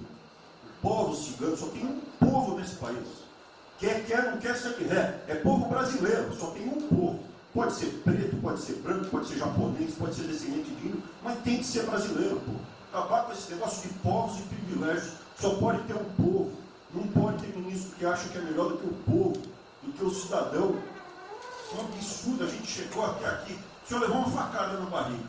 Fez mais do que eu. Levou uma facada. Mas eu também estou levando quantidade e estou correndo risco. E fico escutando esse monte de gente defendendo privilégio, teta. Entendeu? É isso. Negócio, empréstimos. A gente veio aqui para acabar com tudo isso, não para manter essa estrutura. E esse é o meu sentimento extremamente chateado que eu estou vendo. Essa oportunidade se perder. Eu sou, evidentemente, eu estou no grupo dos ministros que está mais ligado com a militância, evidente, porque eu era militante. Eu estava militando de peito aberto, continuo militando, do ponto de vista de carreira. Eu poderia ter tentado me dar bem. Não foi isso que eu fiz. Não foi isso que eu fiz. Sei que isso daqui é um palácio, existem intrigas palacianas, estou sendo muito franco. E a gente pode sim perder a liberdade, perder esse país. Ninguém vai se dar bem se a gente perder esse país. Quem vai se dar bem são pouquíssimas famílias. Pouquíssimas famílias. Não se mudam. Não se mudam. É isso. Deixa eu complementar aqui. O que o Ventório está falando, eu estou com 65 anos. A gente vai se aproximando do que não deve. Eu já tenho policial tocante a isso daí. São pessoas aqui em Brasília, os três poderes, que não sabem o que é povo. Eu converso com alguns, não sabem o que é um feijão com arroz, não sabem o que é um supermercado, esqueceu. Acho que o dinheiro cai do céu. Eu estou com meus privilégios garantidos, meus 100 mil por mês, em média, 100 mil por mês a galera, né? Legalmente. E acho que isso não vai acabar nunca. Como alguns acham que a liberdade, qual é desse cara? Tá maluco?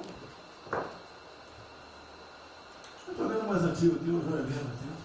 Ele sabe o que é o foi 64. Muitos aqui não sabem. Essa cambada que tentou chegar no poder de 64, se tiver chegado, ele estava fudido todo mundo aqui.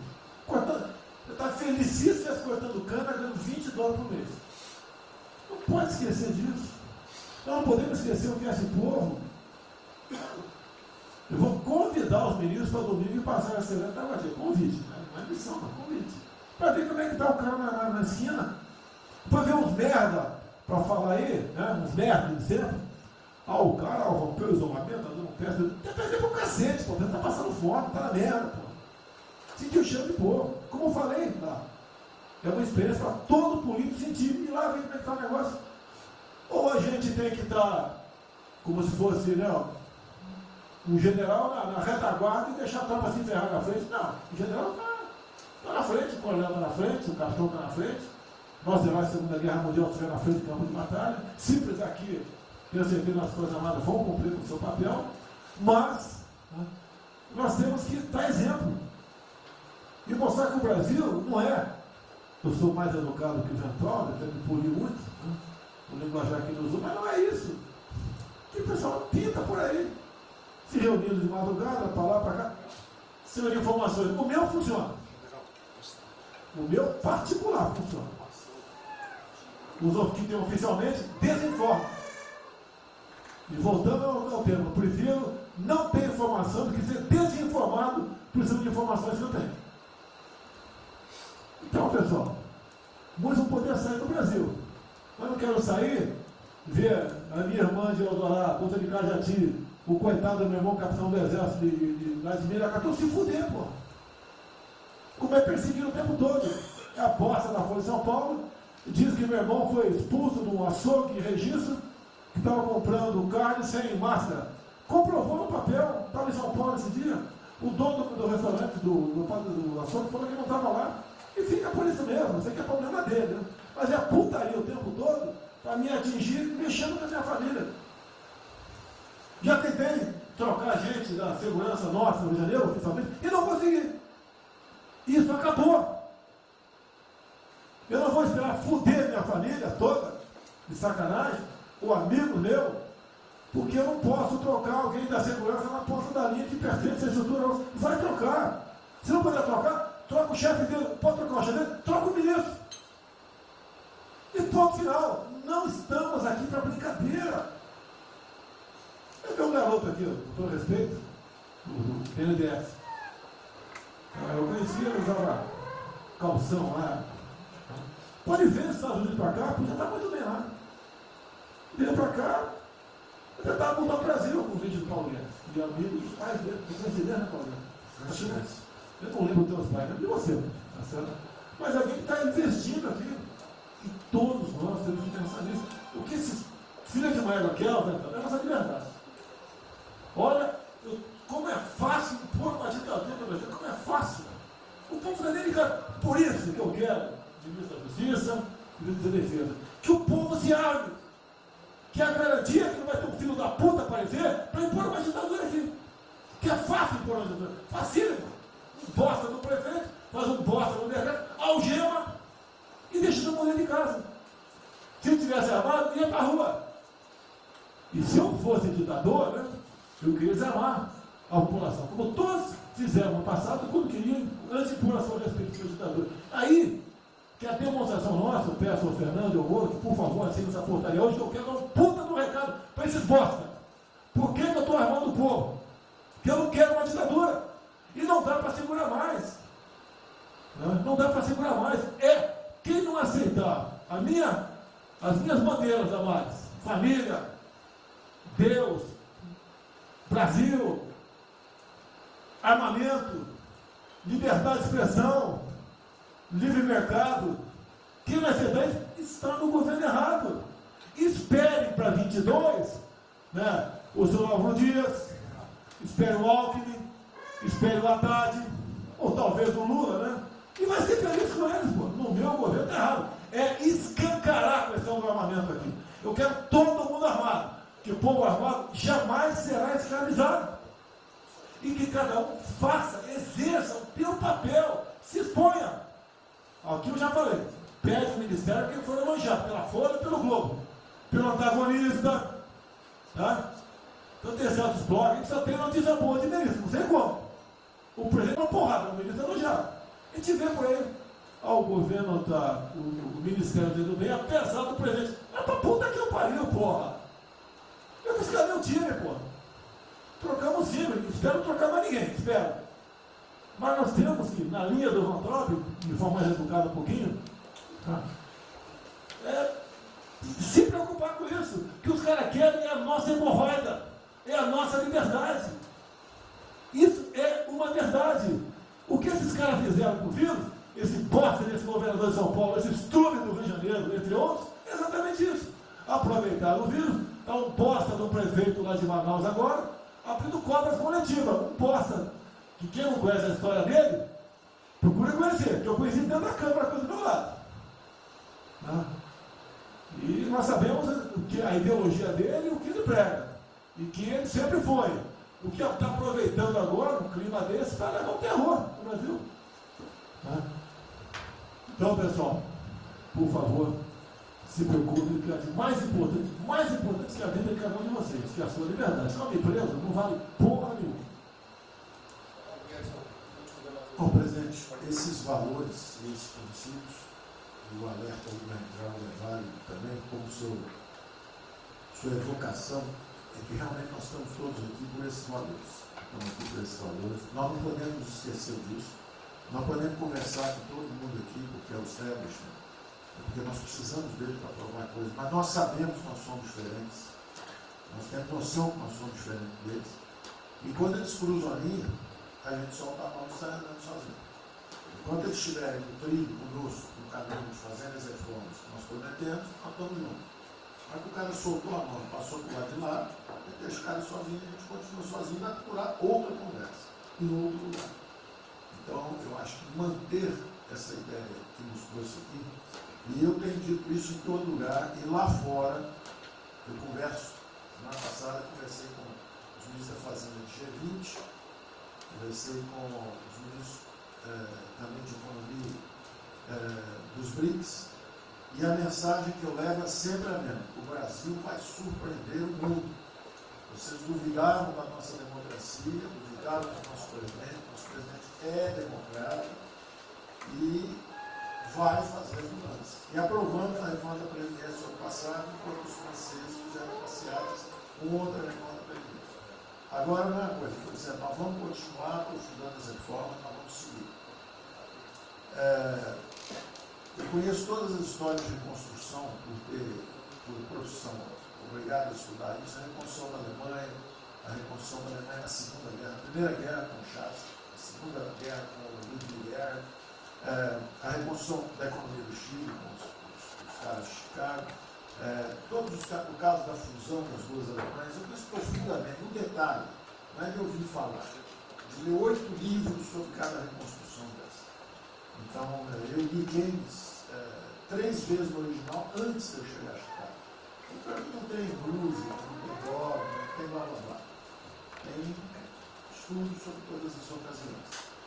E nós vemos uma demonstração disso quando nós estávamos indo numa direção norte, com as reformas estruturantes, e de repente, em 3 semanas e meia, nós fomos para o sul. Nós fomos elogiados hoje lá fora, semana passada, todo mundo elogiando, fazendo referência, que o Brasil está à frente de todos os emergentes, e Paris passou ali, só está atrás um pouquinho dos Estados Unidos. Os Estados Unidos está naquele caso, que é um cara que tem a moeda forte, ele tinha 1 trilhão para cada problema que ele tem, e ninguém reclama. Fizemos vários programas antes dos alemães, vários programas antes dos ingleses, vários programas, de todo tipo. Então, se não existe algo aqui, é dogma. Existe capacidade de trabalho, é um grupo extraordinário que eu tenho. Então, nós atacamos em todas as direções. Primeiro, o campus foi lá e reduziu os compulsórios, em 200 milhões. Logo depois, nós não tínhamos espaço constitucional, fizemos antecipações de benefícios e diferimento de impostos, porque não tinha espaço constitucional. Logo depois, tivemos espaço pelo Supremo e pelo Congresso. Entramos nas constitucionais, gastamos 300 e poucos bilhões, que não é muito. Tem uma ideia, o último déficit do governo Temer foi 160. Nós gastamos 300. Não gastamos tanto assim, mas atingimos 50 milhões de brasileiros, como diz lá o Pedro. 70 milhões de brasileiros. Lançando essa camada para os mais frágeis, pegamos os idosos, pegamos as empresas, microcrédito, depois de 0 a 360 mil, depois de 360 a 10 milhões. Montamos um comitê de bancos, estamos lá com o Montezano agora fazendo justamente a reestruturação. Não vai ter molezinha para a empresa aérea, para nada disso. É dinheiro que nós vamos botar usando a melhor tecnologia financeira lá de fora. Nós vamos botar dinheiro, vai dar certo, nós vamos ganhar dinheiro. Nós vamos ganhar dinheiro usando recursos públicos para salvar grandes companhias. Agora nós vamos perder dinheiro salvando empresas pequenininhas. Então nós estamos fazendo tudo by the book direitinho. Na conversa com os ministros da Fazenda lá de fora, eu disse que nós estamos com um déficit extraordinariamente alto esse ano, da mesma forma que eles, está todo mundo na mesma direção, só que nós caímos no chão, com uma confusão, tiro, porrada e bomba, mas nós não perdemos a busca. A gente cai, levanta e sai para onde nós temos que ir. Nós não vamos perder a busca.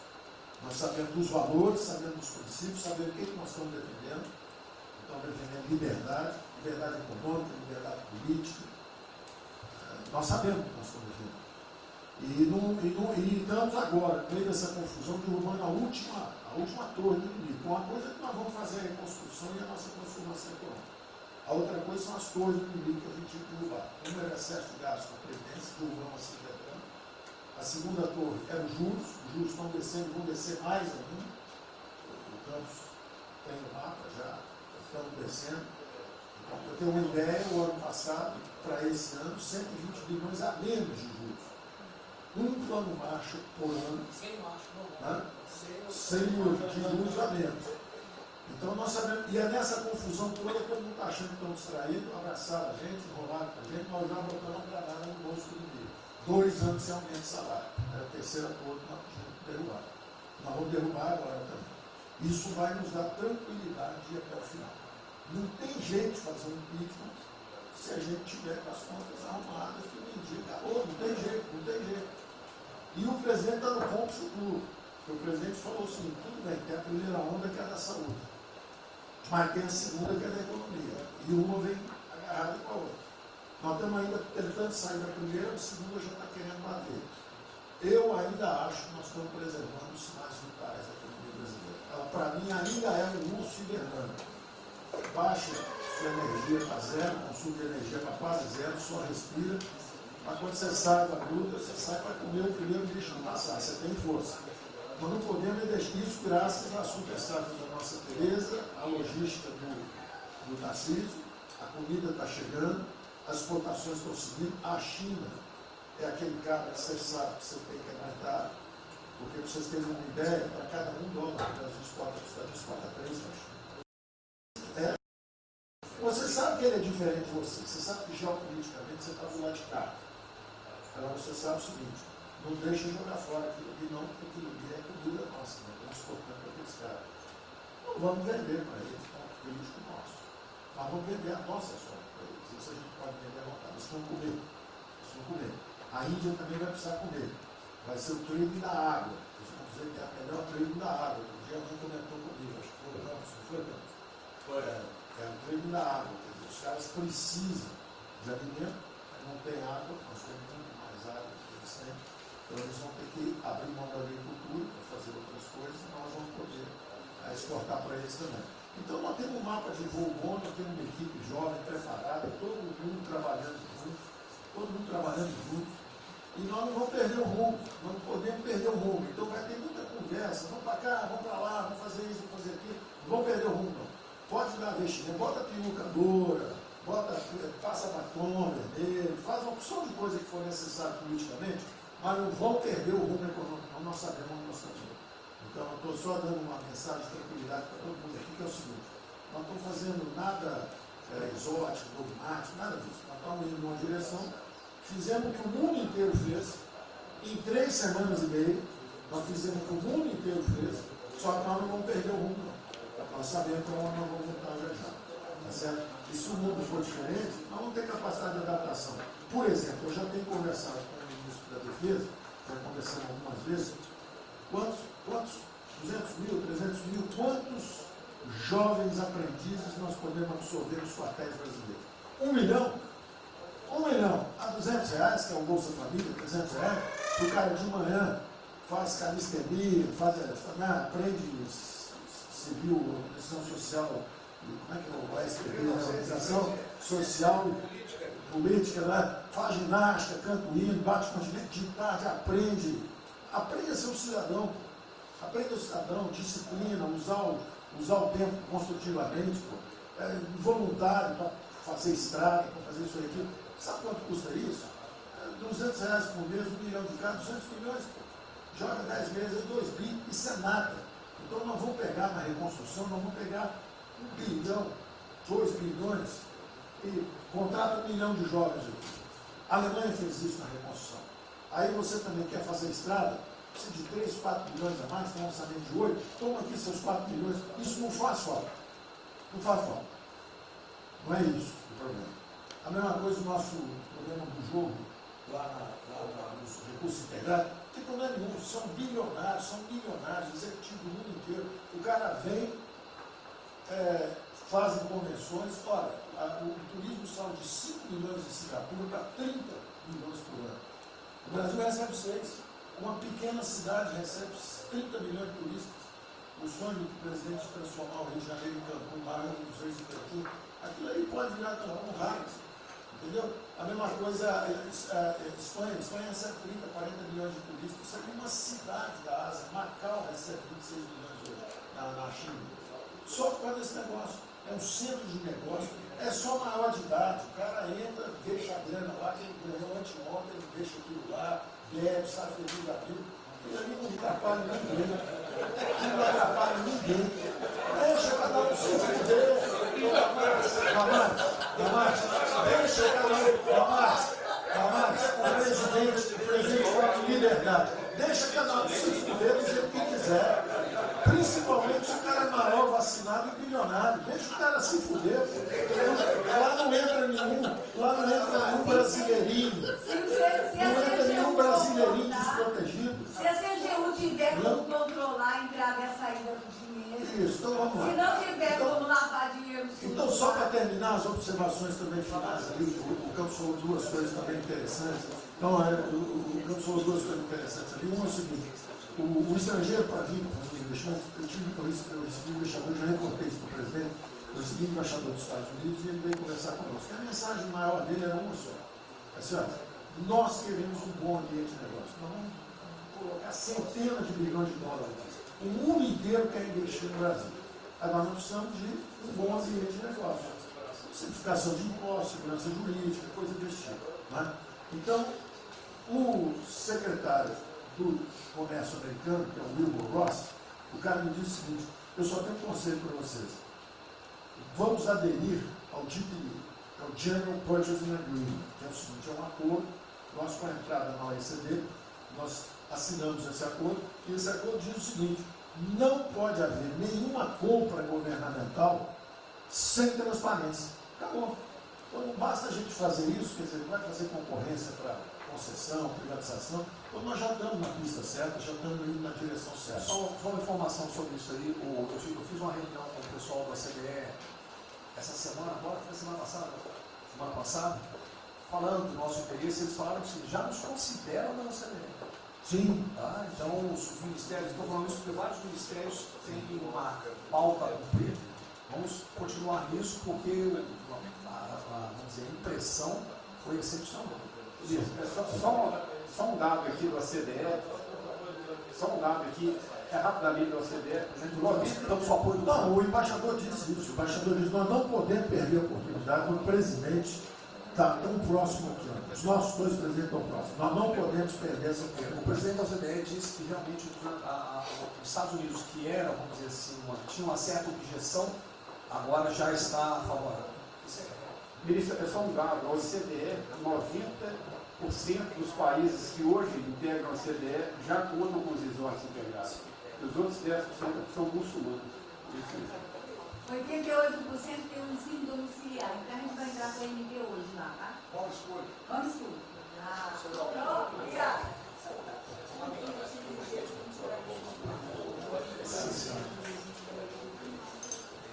Uma nova ordem muitos países vão colocar regras para esse órgão novamente. Eu acho que não é o nosso caso. Nós temos que ter acesso ao mercado, mas nós precisamos incentivar o turismo. É o único produto que o Brasil não é autossuficiente.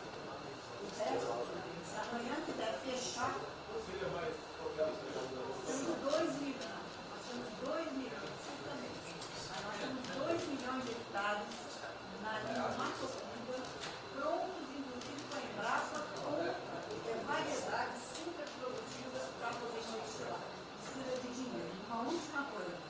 Não, dinheiro que volta, financiamento, financiando é baixar o custo. A agricultura não aguenta 9% de juros, é muito alto. Não fala nada, não. O Banco do Brasil não está tudo em cobra. O Banco do Brasil não está tudo em cobra, porque não é privado nem público. Então, se for apertar o Rubem, coitado, ele é super liberal. Mas se apertar ele e falar, bota o juro baixo, eu não posso, senão a turma, os privados, meus minoritários, me apertam. Aí você fala assim, bota o juro alto, eu não posso, porque senão o governo me aperta. O Banco do Brasil é um caso pronto de privatização. É um caso pronto, e a gente não está dando espaço. O senhor já notou que o BNDES e a Caixa, que são nossos públicos, a gente faz o que a gente quer. O Banco do Brasil não consegue fazer nada, e tem um liberal lá. Então tem que vender essa porra logo.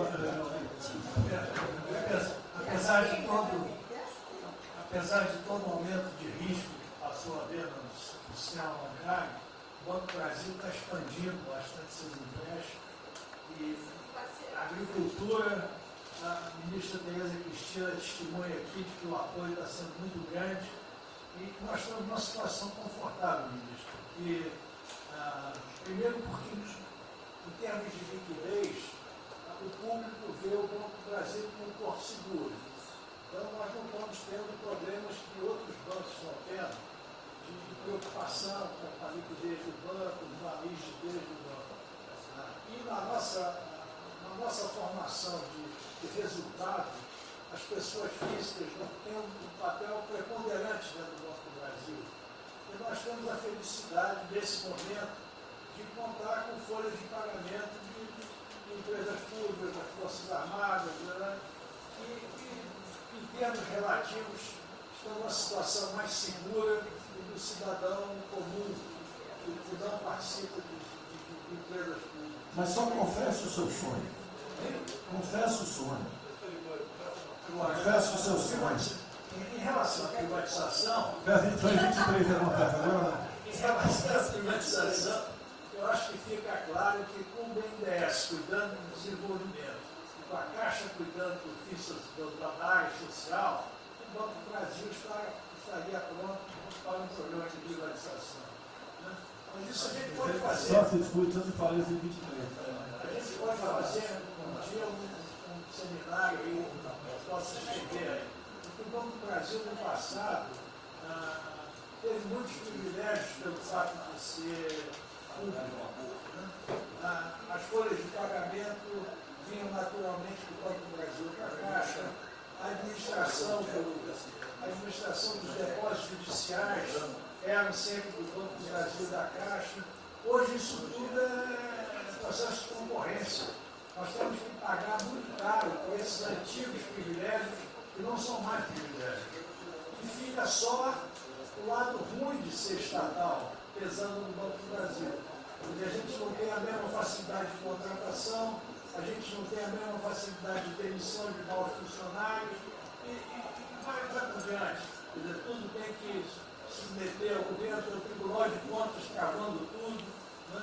O Tribunal de Contas, hoje em dia, é uma usina de terror. Se a gente faz alguma coisa, está arriscado ir para a cadeia.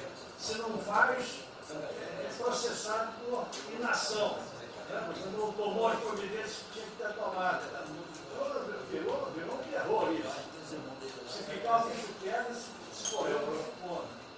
Agora, se me permite, eu queria fazer uma observação rápida sobre a área de medicina. Eu acompanho os números diariamente. Eu vejo que os óbitos, eles chegaram diários, passaram de 200 durante alguns dias, 4, 5 dias, mais de 200 pessoas sendo mortas. De uns 4, 5 dias para cá, esses óbitos caíram bastante, já não chegam mais na casa dos 200. A minha sensação, de quem não é especialista no negócio, mas que observa os números, é que o tal do pico, o tal famoso pico, que gerava tantas preocupações, a minha sensação é que esse pico já passou. Né? Agora, é que o senhor não viu o número que nós mostramos assim agora, mas isso é outra história. Senhores, sem querer cortar, muito obrigado a todos, porque senão não teria.